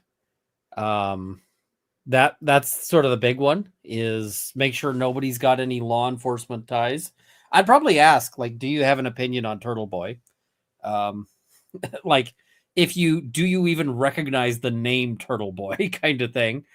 And I mean, I guess if people are watching Turtle Boy, that's good for defense, but there's going to be a lot of people who have an opinion on him and might rule against Karen Reed because they don't like him. And, that's not fair, but it is what it is.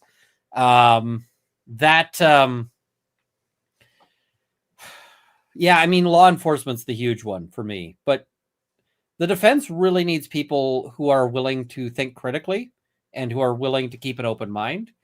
And that is always the case, because typically somebody who's willing to listen and to think critically favors the defense. And the reason why is because when people don't, they tend to have a very simple thought process. The simple thought process is basically it goes, you're sitting in the chair where guilty people sit, and so you're a guilty person, right? And that's kind of what they that's kind of how they think about it. So you need people who are willing, especially when you've got like this. The defense theory is complicated, right? Yes. And the prosecution theory is complicated, except that a simple thinker doesn't need the complicated theory to get to conviction. They just need you are sitting in the guilty person chair, so I'm going to convict. They need somebody who's going to actually, think about like, hey, the prosecution says these are like, that this is a vehicle bite. Does that look like a vehicle bite to me, or might there be some other creature on the planet that leaves more, a bite more like this? So, that kind of thing. They need somebody who's going to like think about those things and consider them. So, I mean, I might be looking for people in jobs that do involve like critical thinking, that involve things like, researchers and that kind of thing. I don't know. You might also want people who aren't, for instance, going to dismiss Lucky, because Lucky, I thought, was one of the most, like, you watch that whole trial and you're like, if there's one person Lucky here who I think was, honest, it's Lucky, honest, right? and real. And it's to the thing of like, if I needed somebody, like if I had to pick somebody to say like, hold my wallet for an hour, while I go do something else. Give it a Lucky. Yeah. Lucky would be the guy. I'd be like, because I know that if I ask Lucky to hold my wallet, it's coming back with every single dollar, every single bit of ID. He's not going and running my credit card. Whereas there were some other people in that trial where I thought, like, if I said, hey, hold my wallet, they would come back at like, they'd just be gone.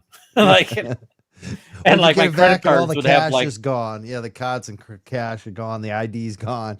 But here's your wallet back. Yeah, it'd be like my card comes back with like a, how did I spend $1,000 on booze, right? Yeah. And look, they bought a Sega Genesis or whatever, a Sony PlayStation, a new TV. Yeah, it's just like, so there are going to be a lot of people who, who look at Lucky, and like a lot of us were offended when they went after Lucky, right? Because it was just like, how dare you? And I feel like that is something, you want a juror who's going to be on the same page for that. So, yeah. Awesome. That was I love that you brought up Turtle Boy in that too, because I've asked that to quite a few attorneys actually. No one actually mentioned that. Like that would be a good question to ask them. You really flesh that out. You're smart. I mean, obviously you're very intelligent, but it's interesting to hear the different answers to the same question, from these different attorneys we have on the show. And I mean, everybody's going to have a different insight. And the thing is jury selection is kind of like it's kind of a dark art. So yes. You got to kind of feel it, right? You got to feel what you're getting, the vibes from the person that you're speaking to. Yep. And so it's everybody's going to have different insights, and everybody's going to have different and the thing is it might be that there's situations where there is no right answer. There are some definite wrong answers. Like, I don't think you're going to find a lawyer who says that that Karen Reed's defense team needs more cops on the, like, and similarly, like if you watched Hannah Gutierrez's trial, they had the one juror who worked in like a safety role. And I was like, that was absolutely the wrong place. Like, that was the wrong person. The defense should have bounced this person so hard. But other things like if you've got somebody who like let's say you've got another snowplow driver is up to be a juror. And they say, like, I don't know Lucky. I've never worked with Lucky, so they've got no connection to him specifically, so he's not disqualified. You might say, well, maybe this guy's great because he's going to be, he's going to be on side with Lucky for sure. Or maybe he's not. Maybe he's going to say, well, I don't think Lucky was doing a great job at his job. Mm-hmm. That might be a problem because, people in the same profession can sort of second guess each other. Yeah. And it might be that, blue collar tends to empathize with police more than some other, things. So they might be like, I don't know. Yeah. Somebody said car mechanic. You might have a car mechanic who's like, yeah, this, they're going to have their own opinions about the taillight, and you don't know where those opinions are necessarily going to go. So a lot of those things can be judgment calls. And you may not know if there's a right or wrong answer on that until afterwards. Hard to know. Yeah. There's a question. Can Bev deny references to the first trial? Some references to the first trial will be denied. Like if you try to, and neither side's going to try to do these kinds of things. But what will be allowed is the fact that people have testified under oath previously, because if there is a prior inconsistent statement, that's obviously allowable because it goes to credibility. So, I mean, the jury, they may not say it might just be you testified previously under oath, right? On this day. Yeah, I did. Okay. And, I've got your transcript right here. Isn't it the case that you said X on that other day? And they're going to be like, well, yeah, I did. So that stuff is going to be used, right? Every witness, they're going to hit them with contradictions from what they said before. And you already saw that with, I'm blanking on her name now, the dog bite expert. She's lovely. The doctor. Dr. Yes. Ann, oh man, I'm forgetting her. Doctor, I have done everything. Yes, Russell. Dr. Russell. Doctor, I have done everything. Yeah, she's been a cop. She's been first at everything. She's pioneer. Yeah, she's like an expert in every single thing on the planet. So, she had inconsistencies between her testimony, and they weren't big inconsistencies, but they were not word for word identical. And once you've got the word, once you've got that where it's not identical, you saw Brennan take a run at that, and you're going to see more of that, right? You're going to see a lot of the trial is going to be people going, well, you testified previously to something else, right?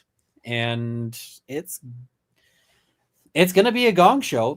I expect that the retrial may take, longer than the first trial, notwithstanding that we'll cut out Lolly's, I guess people were calling it lollygagging. Yeah, lollygagging, talking about snow. Could you tell me, was there some snow on the ground? Yeah. How much was it snowing? How much was it, what kind of music was playing at the bar? It's just ridiculous. And I mean, the other thing is that I'm Canadian, so every time they were talking about this is the worst blizzard ever. Yeah. I was like, is it though? No, it wasn't. No, I mean, it was a good storm, but it wasn't the worst blizzard ever. It wasn't the blizzard of 78 that we talk about. You know what I mean? I mean, I've had things where I've been in blizzards where if you hold your hand out full, you're just you can't see your fingertips because of the level of blizzard. And I'm like, you're not there, right? Yeah. So, and if it wasn't, it wasn't that long. You know what I mean? When they were talking about oh, this was such a, nightmare to drive in. I'm like, this is just our winter. We drive in this all the time. Yeah. And we do too. I mean, we've got 8-9 inches on the ground right now. And we usually do in the winter, and some winters we get a foot every couple days. You know what I mean? We've had it. I mean, Boston gets snow. Yeah. So when they're saying like there was no visibility or like that it was impossible for Karen to have spotted, a body in the snow, I'm like, that was not what I was seeing. I was seeing pretty good visibility, and that you would see something, that very clearly stands out and is different than what's going on there. So, yeah, I didn't find that super compelling when they were, so yeah, it's a complicated file. Like, it's a complicated matter, and we'll have to see sort of how it shakes out. But I got my concerns about it, I guess, is the takeaway on that. Definitely. So there's a question: how much trouble would a lawyer get in if they accidentally mention the Fed investigation with the ARCA guys? Depends how accidentally the court thinks it is. The court may, if they like, if it was like a true slip, where you've got somebody who, for instance, says, and the Fed, and then you see them like immediately correct, like, oh, whoops, Like, sorry, the like ARCA, yeah. The judge might say, you might have thought you heard something, or the judge might say, I'm not giving a curative instruction because that'll draw more attention to it. We're just going to let it go. But let's say they came out and said federal investigation, right? The judge might give the jury a curative instruction if they thought it was accidental, and be like, yeah, jury, you may have just heard a thing. You need to forget you heard that thing, because that should not have been said. Like, it's not, it needs to play no part of your consideration. Okay, cool. But if they thought that if she thought that the lawyer did it on purpose, that it was an intentional statement of that, then she could really hammer them hard. She could do things like, she could potentially make a decision like, hey, I am going to, I'm going to toss this case. I'm going to do a mistrial. And she could even go so far as, I'm going to do a mistrial, like, I'm going to declare a mistrial, and it's on the defense, like, and they have to pay for it. And that can be incredibly expensive, because when I have seen judges make that determination, they add up, like, what does it cost to have a prosecuting attorney for however long? What does it cost to have a judge? What does it cost to have, because that's a judge. Yeah. When they do that, is it on the attorneys or is it on Karen Reed? Like, often it's on the attorneys themselves, because it's the attorneys who made that call. And, it's because it's unlikely that Karen Reed would have given, like, let's say we have this scenario of like Yannetti, says something like that. It's very unlikely that, she would have said, hey, you need to go say this, right? That makes no sense, right? So, yeah, it's much, I don't see it happening. Jackson and Yannetti are pros. They're pros, they're ethical lawyers. They're not, I haven't seen anything that they've done that's unethical. And what you would, it's not a good tactic, because all it does is gets Karen Reed a third trial at her expense. It's not in her interest, right? She wants, she wants a verdict. She wants an acquittal. Not guilty. Yeah, exactly. I mean, it's even good for her at this point if she gets a second mistrial. Yes. Because there's a certain point at which the prosecution may say, yeah, we've had like 3 trials, so we're done here. But we don't know what that point is, like when they'll actually make that call. So but yeah, mistrial is to her benefit at this point. It's a lot of chaos between now and sort of the end. It's going to get crazy. We were just talking about the ARCA. Do you think, this question came in from Legally Blonde, do you think that the jury, there's any chance that Judge Canoni will let them talk about Arca being hired by the FBI. I doubt it. She didn't let them like the last time. I don't see what's changed. The only argument they could make is that a juror made a statement that they believed that. So, I mean, the argument I would make if I was, on the defense team, which I'm not, and I won't be because, wrong country. So you don't need to worry about losing my coverage on this one. But the argument I would make would be simply just that, what do you call it?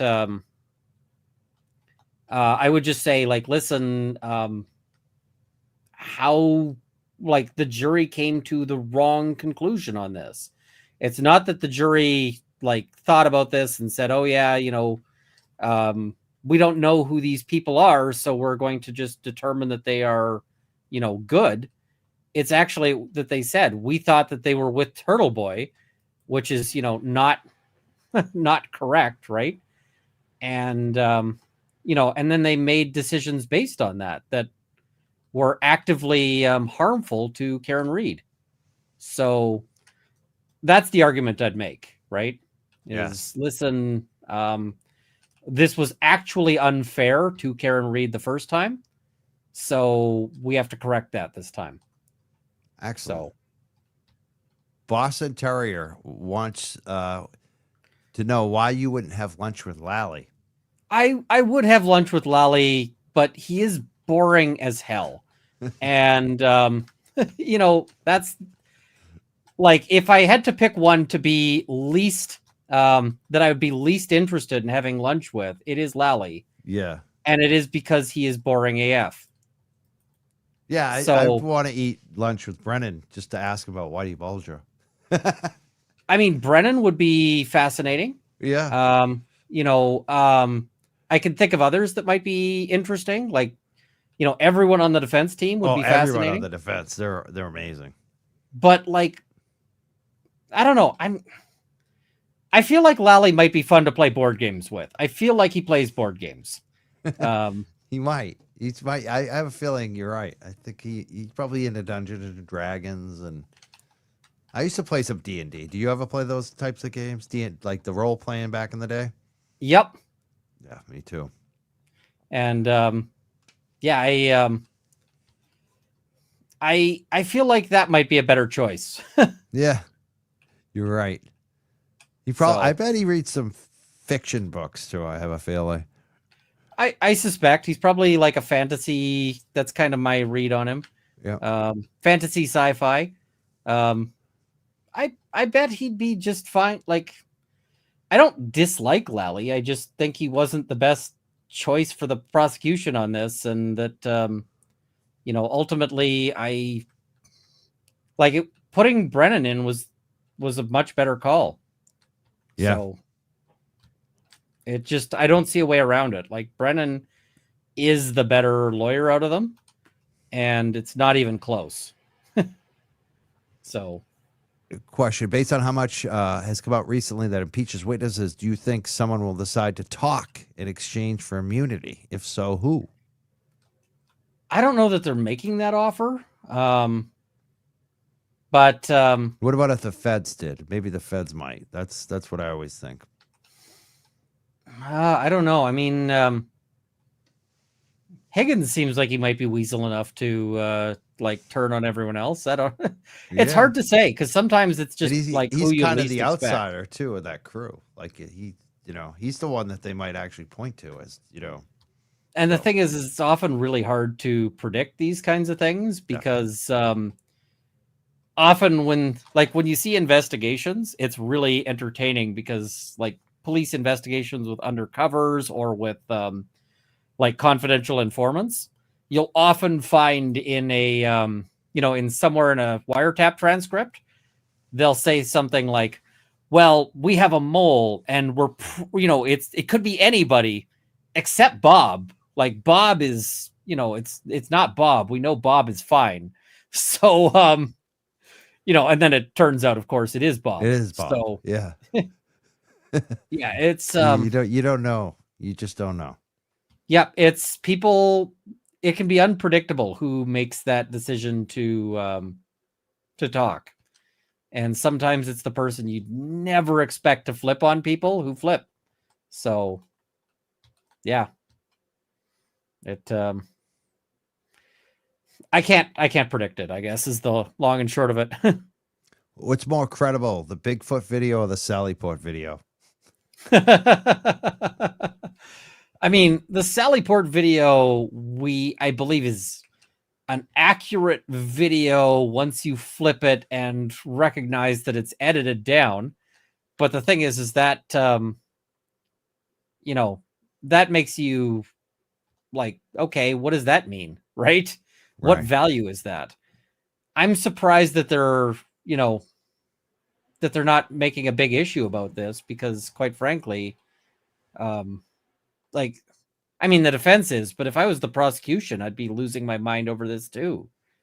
Right? How do you say that how do you run a trial like this? Yeah. Do you think there might be a split between Brennan being the special prosecutor or whatever they call him, appointed prosecutor, versus the DA's office who are in on this? Like, it may have more knowledge. Maybe Lally knows more about this, has more culpability. Do you think Brennan and there could be some separation there, possibly? Maybe I had some hope that maybe we'd see Brennan, kind of take a different position, but Brennan he hasn't like sort of varied from the party line on this one. True. And I don't see that changing. Now, I mean, I like to think Brennan might be open-minded, and that if he happens to like come into some evidence that would be like massive, that it would be that might be a big deal, but I don't see it. I don't see it happening. Yeah. So I guess I don't see it either, but I would hope it could happen. I would love to see that. yeah, Yeah. I don't see it happening. So we'll see. I feel like Brennan is like, he's a board team, team guilt kind of thing. So yeah, definitely. He seems like he's all in on it. Mr. Monk's understudy. He's actually one of the main people who's been telling me I need to get Runkle on the show. And he's got a question. He says, has Runkle seen the hostage video? Do you know about the hostage video? Which video is the hostage video? It's D.A. Morrissey saying, basically, doing a video. He did a pre-recorded video and put it out and was like, stop harassing witnesses. None of Michael Proctor doesn't know any of the witnesses. He's not friends with them. Like, he basically, did a ridiculous video before the trial. That's an odd choice, I guess, but I mean, people make their calls. It seems weird and possibly objectionable, because I would be like, oh, if you're putting out a video like this, couldn't that affect jurors? Yeah, the defense tried to use that to throw it out last time, that actual video, but the judge didn't buy it. But it's funny because now there's going to be a bigger. You can see what's coming. I mean, they're already talking about it and scheduling it. They're going to try to have the charges dismissed before the trial even starts. What do you think? What do you think the chances of this judge actually saying we're going to go along with the defense and dismiss the charges based on all the BS that's gone on here? What do I think they should be, or what do I think that yeah, both they are? Yeah, I mean, I'm guessing you're going to say should. They should. But what do you I think think they happen? should. I think that the odds that they actually do it at this point are close to zero, or as close to zero as one could possibly get. This trial is high profile. It's controversial within its area. And I think that there's a very strong disincentive for the judge to toss this, because ultimately, if she does, it will be the most controversial decision of her career, most likely. And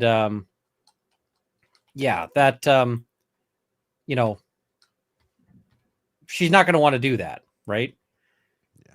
So I very much think it's unlikely, and we'll have to see. But I would be surprised, I guess. Excellent. I guess one final question. What do you think's going to happen? What do you think's going to happen in this 2.0? Do you think she's going to be acquitted, hung jury? I hope, I suspect that what we'll see is maybe another hung jury. And it might be that it gets to a point where it's like, well, the jury keeps hanging, so at some point we got to stop this. Like we got to, but that might be the eventual outcome, and that will make nobody happy, because the number of people who will be happy with the outcome of we just couldn't keep prosecuting because we could never get a jury to come to a verdict is going to be nobody, right? Right.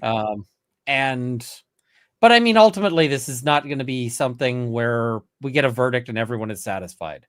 If we get a verdict of guilt, people are never going to accept it. If we get a verdict of acquittal, people are never going to accept it. So there is no ending where everyone sort of all gets together and sings Kumbaya and we're all like, yep, this is what was supposed to have happened. That's just not on the table. It's never going to be a thing. Which is sad. That's like, no matter what else, this prosecution is so tainted at this point that there is no possibility of getting to a verdict that people sort of universally agree was the correct verdict. And that's not where we want to be in our system. Like, that's not where we should be as a society. So yeah, I'm sad about it, ultimately. Yes.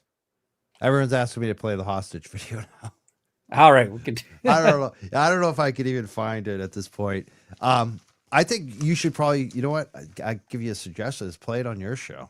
I feel like people would want to see you review that and get your. I'll try to track it down, and I could send it to you. I just looking for it right now. It would take me like 5 minutes, but I could definitely send it over to you. That'd be awesome, because that seems like a weird thing. Yeah, it is. There was also this. There was also another super chat. They wanted me to play the or send over the Berkowitz retirement party, which is the Canton Police Chief. It's an interesting little party because Higgins is there, and so isn't Brian Albert, and Higgins was one of the people who held the party. He was the whatever you call that, the co-party planner for Chief Berkowitz, Canton police officer, his retirement party. I've reviewed it. It's quite interesting because you get a sense of the culture in Canton. It's very. I'm guessing there was a lot of drinking. Oh yeah, and a lot of stories about drinking and about how boating and drinking. It's a lot of crazy stories. And that seems like it would also be illegal. Yeah. Yeah, well, Berkowitz then said he wasn't actually drinking. The other guys were drinking. It's funny how they cover for each other. After one police officer throws one under the bus, and they say they're all joking. But the crazy thing about that Berkowitz retirement party is that we've never seen this, but apparently Brian Higgins gets up at this party, gives a speech, and says, if you ever need to, Chief Berkowitz is the guy you call if you ever need to hide a body. And that got deleted. They deleted it. So the Canton Community Television, like the local television, Canton Community Television, they recorded this thing, but deleted out his speech. Apparently at the new chief, Chief Rafferty's suggestion. Wow. So we've never seen it, but people are telling us about it, that it exists. He was actually asked about it in court, and I pretty much denied it. So it's interesting. That party is wild too. So I'll send both of those videos. Fascinating. I'd like you to check them out. But you're not going to get to see Higgins say that. None of us have gotten to hear it. Apparently it's been deleted. It's been erased. But you know what I think is interesting? Like a whole room full of these people are watching this. So there were witnesses to this. So I would hope the defense could at least find just one person that was there that would testify. Yeah, I mean, that would be exciting for sure. Yeah. So I guess we'll see at the end of it. But yeah. It's going to be wild to see what comes out this round. That's what I'm really looking forward to, because every day, even with these filings, we're getting more and more information. And like when Turtle Boy's saying we're going to get new Proctor texts, I'm looking forward to that. Yeah, and I mean, new Proctor text is exciting. Yeah. Yeah. Well, I want to thank you for being here. This has been so much fun. We have it pinned to the chat to make sure that people are following you on X and YouTube, and yeah, I've had a lot of fun. Hope you. Oh, likewise. So yeah, we'll have to do this again sometime because good times. I would love to have you back. Phenomenal.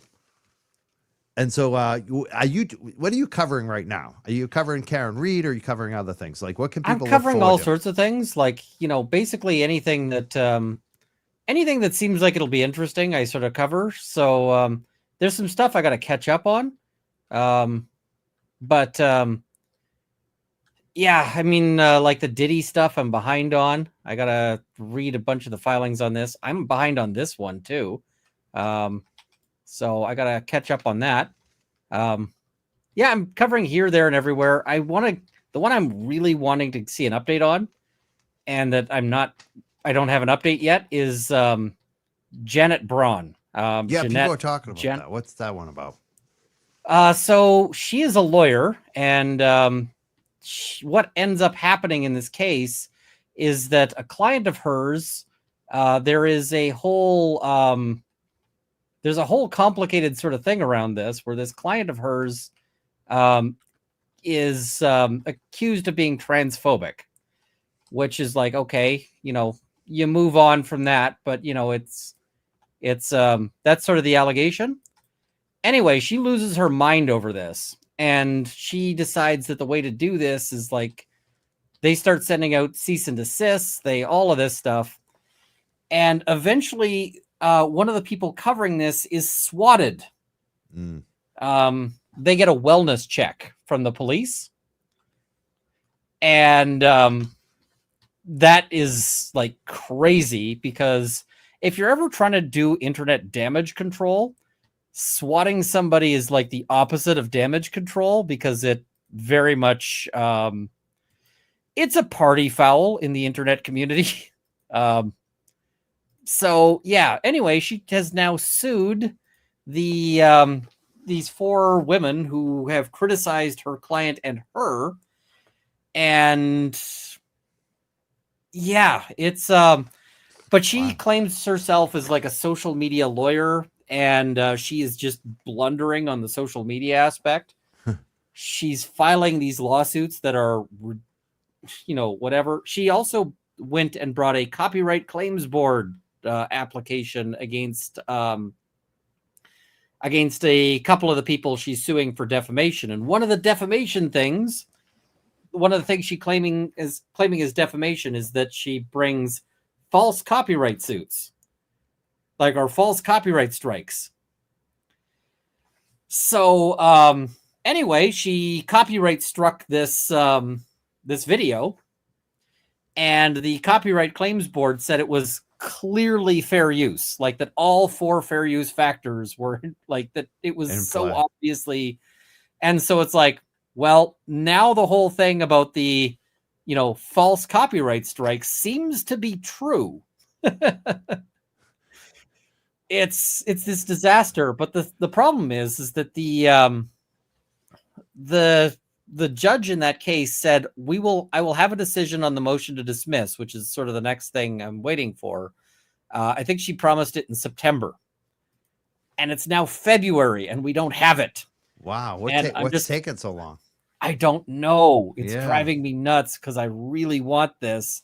And I mean, from a justice perspective, I'm hoping that the case gets thrown out, because the case is bad.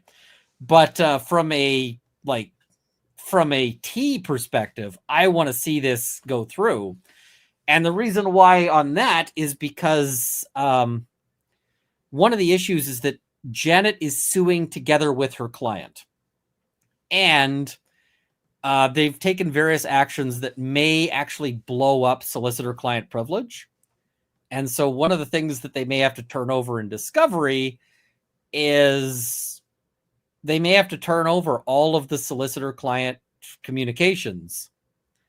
And if they do that, then it's going to be insane, especially because if it turns out that the two of them made a false wellness check, and this is an if that turns out they made a false wellness check, that could turn into like criminal charges. Definitely. The thing I keep saying is like, she's a lawyer. If I was involved in this suit as a lawyer, I would be chewing my leg off to get out of this suit. Yeah, to get out.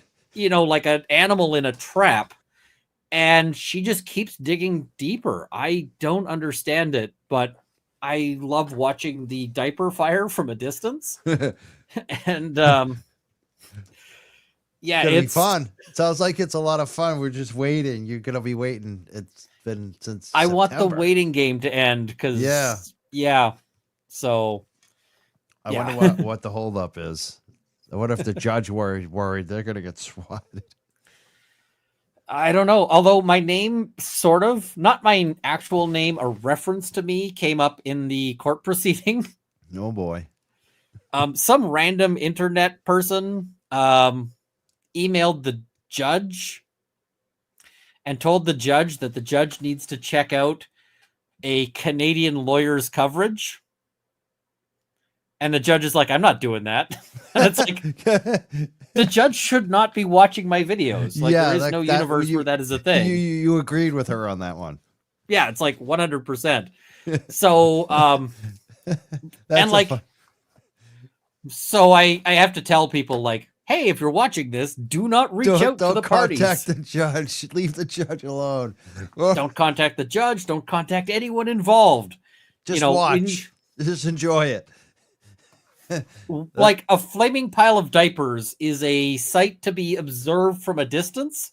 Do not handle the flaming diapers. There is nothing good. Don't get too close. You don't even want to smell it. You just watch it from afar.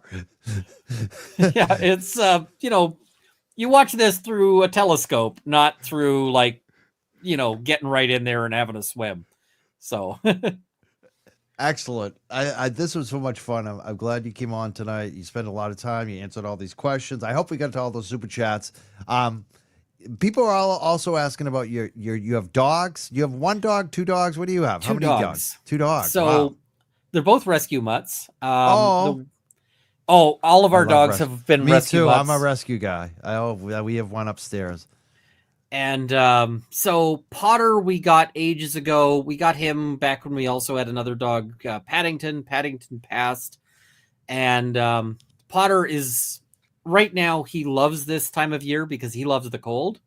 And he just loves running around in the snow. And he wants me to join him. Does he dive head first? He like just runs. He just runs and runs and runs. And the thing is he's normally a pretty sort of sedentary, but in the snow, he's just like, this is his thing. And I think it's because he's a big, he's got a big sort of heavy coat. He's part like husky, part Saint Bernard. So dogs that are very much snow dogs. Yeah. So I think he overheats if he runs around too much in the summer. Yeah. But in the winter, he's like, I can run. This is my time. Yep. And it's kind of gratifying because he was having problems with his ACL.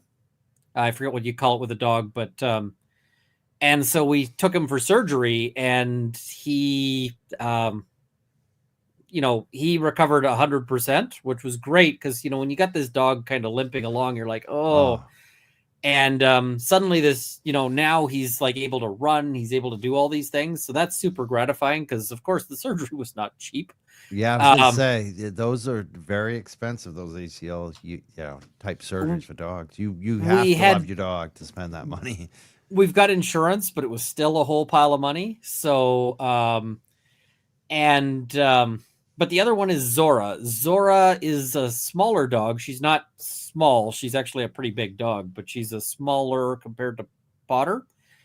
And she is an absolute sweetheart. She's super affectionate. She loves my wife more than anything. Like when my wife is moving around the house, Zora is like her shadow.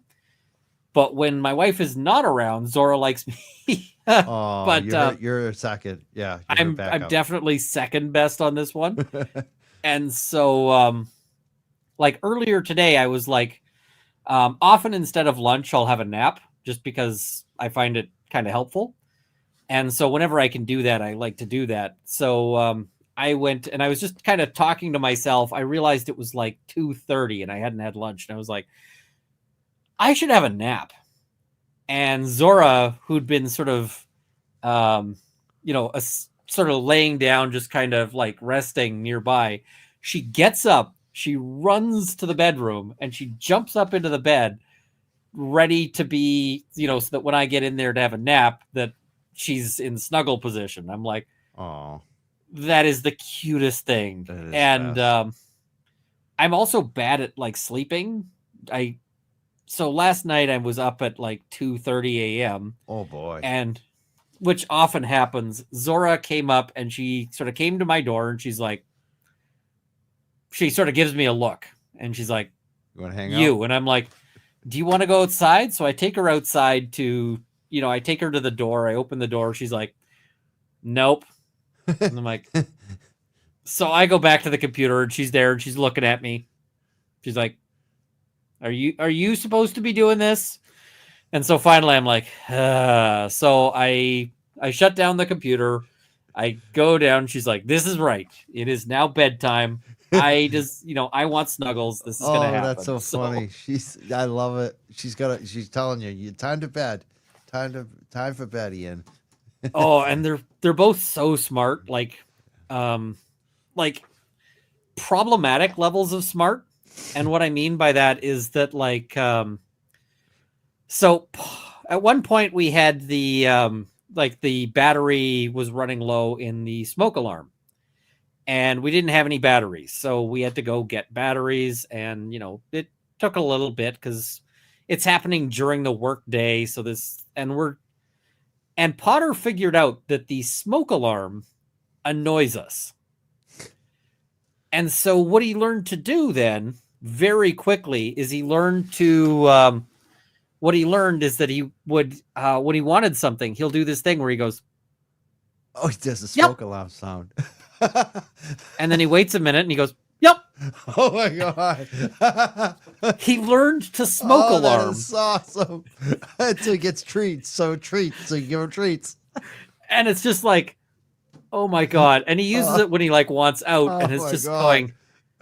And so it's like, it is the smartest thing I've seen a dog do. Love dogs. Yes. But he's just like, oh my God, no, why did you learn this? Yeah. That is the best. What a smart dog.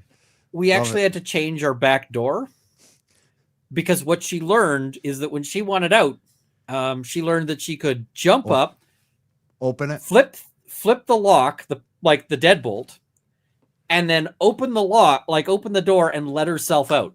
Oh, wow. We need video of that. That's amazing. Well, we actually, because it was such a problem, we actually changed the back door because, it's a concern. Like, if you definitely. You don't want your dog getting out when you're not there. Yeah, it's not good. Yeah, I mean, and she would just get into the backyard. But imagine, like, we go out for dinner or something, and the dog lets herself out into the backyard, and, like, a burglar shows up, and the door is wide open. Exactly. Right now, it's like, 30 below out. So let's say we go outside and it's 30 below. Well, that's not fantastic for any of this. No.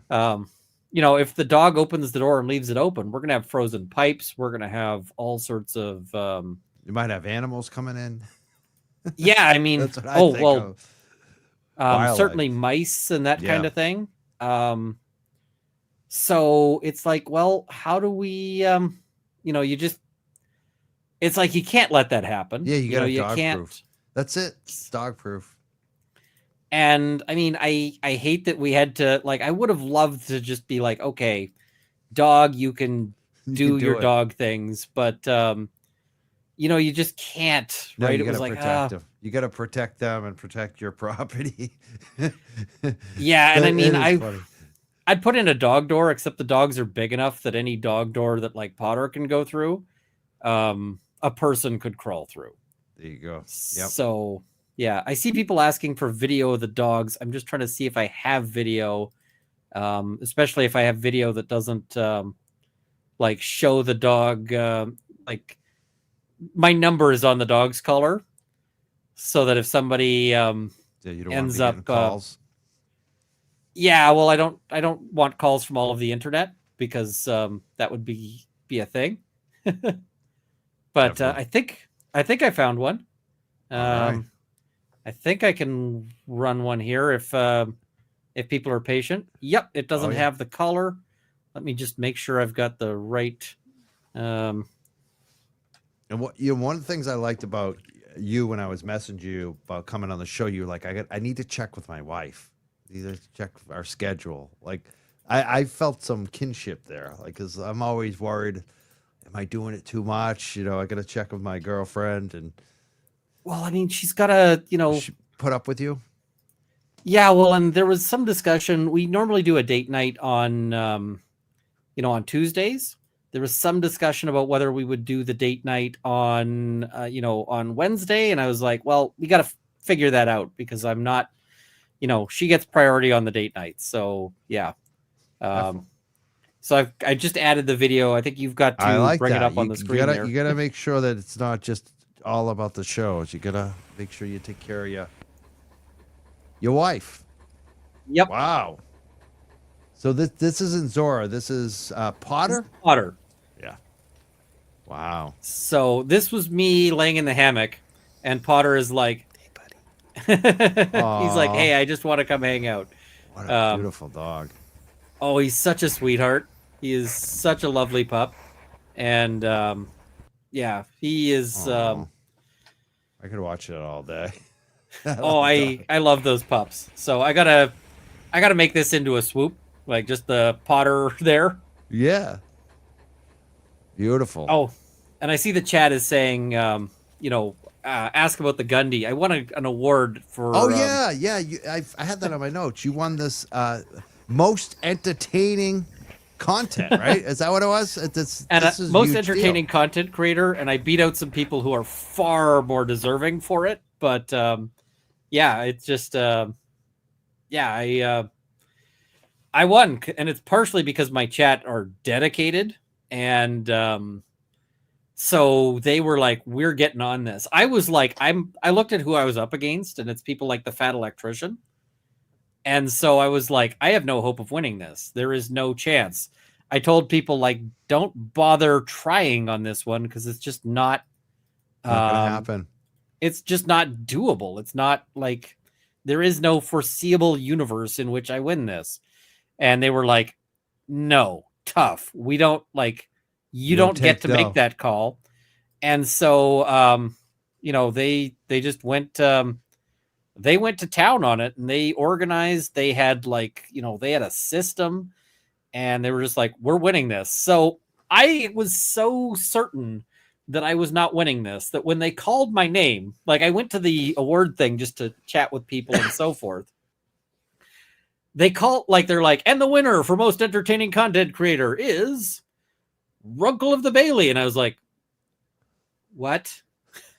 So I'm just, I actually, it took me a second, and the guy I was talking to was like, that's you. And I was like, oh. So I had to get up, and the guy I was talking to was Ian McCullum at Forgotten Weapons. So I say the guy I was talking to, but I should probably give him proper sort of recognition there. But so I get up and I go, and I'm just like, so I'm walking down, and I'm trying to think of a speech in my head as I'm walking down, because I'm just like, I don't know what to say. Yeah. So it was like, yeah. And then afterwards, my wife was like, why didn't I get a shout out? And I'm like, because I didn't have a plan. I was reacting. That sounds like my life. Why did I get a shout out? Why did I get a shout? So the next time I'm Like Give if her I a win shout. another one, Can ever, you give your wife a shout out now? Give her. well, I always just say, Mrs. Runkle, but I love her to bits. She See, is that's the amazing. other. She has to know that you love her because that Oh, was what came up today. Everyone was saying you got to ask about his wife. You got to ask about his dogs. They know what you love. They're doing the same thing to me about my girlfriend. They're like, why don't we ever see your girlfriend on? You're always talking about her. So I could and tell that you love your wife. Yeah, you must. oh, she gets annoyed at like parties because I will just always I love telling the story of like how we met. I love telling the story of like my proposal, of all of these things. And I see Miss Jessica and B going, why didn't I get a shout out? There you go. There we go. But how's she feeling? She is doing a little better. She is so she came with me to Vegas for SHOT Show, and she got massively, Sick. massively sick. There's some sort of nasty virus going around Vegas right now, and it hit everybody at SHOT Show. And so I got what is it? I was there, and I got sick, but she got really, really badly sick. And so it was like, well, she's starting to feel a little better. We tried to go to a restaurant she likes a lot yesterday, and I looked it up, and it was supposedly open, but then when we actually went there, it turns out that they're not actually open on Tuesdays, which is kind of a running theme in our relationship. That happened on our first date too. So we ended up going to a backup place, which was lovely. But yeah, I see Barnes's birthday bash in Vegas soon. I don't know when I'm next going to Vegas or the States. So, and I don't know Never. if Barnes is sending Maybe me never. It sounds like with what's going on. Well, I mean, I don't know if the U.S. You're ends up here declaring tonight. war. Yeah, I might, yeah. Yeah. I might be like a hostile foreign national and not allowed across the border, or I might be, killed in a bombing run. It's, Oh boy. Let's hope not. well, Let's hope I there's some hope not, sanity. but yeah, too much politics there, I guess. But Yeah. here's hoping not. So Let's hope not. I really appreciate you being here, Ian. It's been my thank pleasure. you for having me, and we'll have to do it again sometime. I see people saying that they want me to go down to Canton for this one. I don't know if that'll be possible. I don't know what's going on, but we'll have to see. I feel like Canton's kind of a dangerous place to go if you're covering all of this, because ultimately, if you are ultimately I kind of worry about the policing there. So yeah. Well, the thing is, the trial isn't actually in Canton. It's in Dedham. It's in another town. It's, still obviously the same county, but that is one good thing. It's not actually in the town of Canton. that is, I mean, I sort of see the I see what happens in policing there, and I'm just like, I am scared of all of that. I've been there a few times because I live north of Boston, Canton, south of Boston. So I don't go there a lot, but even the few times I've been there, I feel the same way. It's like, Jesus, it's like your head's on a swivel. You're always expecting something. So definitely heightened sense out there. If you happen to if you happen to be a person who just likes rubber ducks, Canton's a very bad place to be. I got one right here. I got one from the guy who got charged. And it's funny, when he gave me this, we talk about, he gave me this while I was live streaming outside the Canton That's such police a tiny station. duck. I know. And they basically spent, I don't know how much money, quoting the entire interview in his police report. So they basically, I'm live streaming and the police are watching us, writing it down the police report so they can charge the guy. It was unbelievable. But thank God he got off. I want to thank you so much for being here. I do got to run. I got to go take out some dogs, actually. I really appreciate you being here. Runkle of the Bailey. It's pinned in the chat. Make sure you follow him on Twitter, X, and YouTube if you're not. I know a lot of you already are. But definitely, if you're new to him, definitely follow. I really appreciate this, Runkle. I can't wait to do it again. Thank you so much, Ian. Absolutely. Thank you. Have a great night. We're the Young Jerks. I want to thank everyone who's been checking us out. That was great tonight. Really enjoyed it. Had a bunch of super chats. I definitely want to thank Brian from LTL Media. We're going to redirect to him tonight. He's got a show. He sent me a donation last night after his show. His show was phenomenal last night. I really enjoyed being on there. I also want to thank Lisa. She sent me some money for the Cove Fund. We're going to talk more about the Cove Fund. I also got a great message, a video message last night from from Auntie Deb and Uncle Frank. That was awesome, and I really appreciate. I also want to thank Attorney Nan Gallagher. She sent a huge donation, like right when I was going off the air last night. It's so much appreciated. She's basically buying me a new laptop. Like all the donations she sent me recently, I'm getting the new laptop. I'm going to get the big screen, so I'm not squinting at you guys anymore. I do need a new computer, and I'm going to get it sooner than later. I also want to thank Kathleen. Kathleen sent $10 on Venmo, I think it was, and she said, "Great show with Runkle. Thank you." Thank you so much, Kathleen. Barbara also sent $5 last night after the show. She said, "Free Karen Reed." Thank you so much, Barbara. And again, I want to thank Nan Gallagher. She made the huge donation last night. Again, got to get her back on the show, too. I want to thank our mods. Our mods are number one. Thank you so much. Stephanie, Jen, Sarah Shakahara, MJ, who's been sick. She's been battling her whole family, and now she's sick. Let's give MJ the just good vibes to get well, to get better. And I also want to thank Scott McGinnis, the one dude on our moderation team. All right, I'm going to check out. I'm not sure when our next show is, but I'll see you guys soon. Thank you so much. Have a great night, everyone.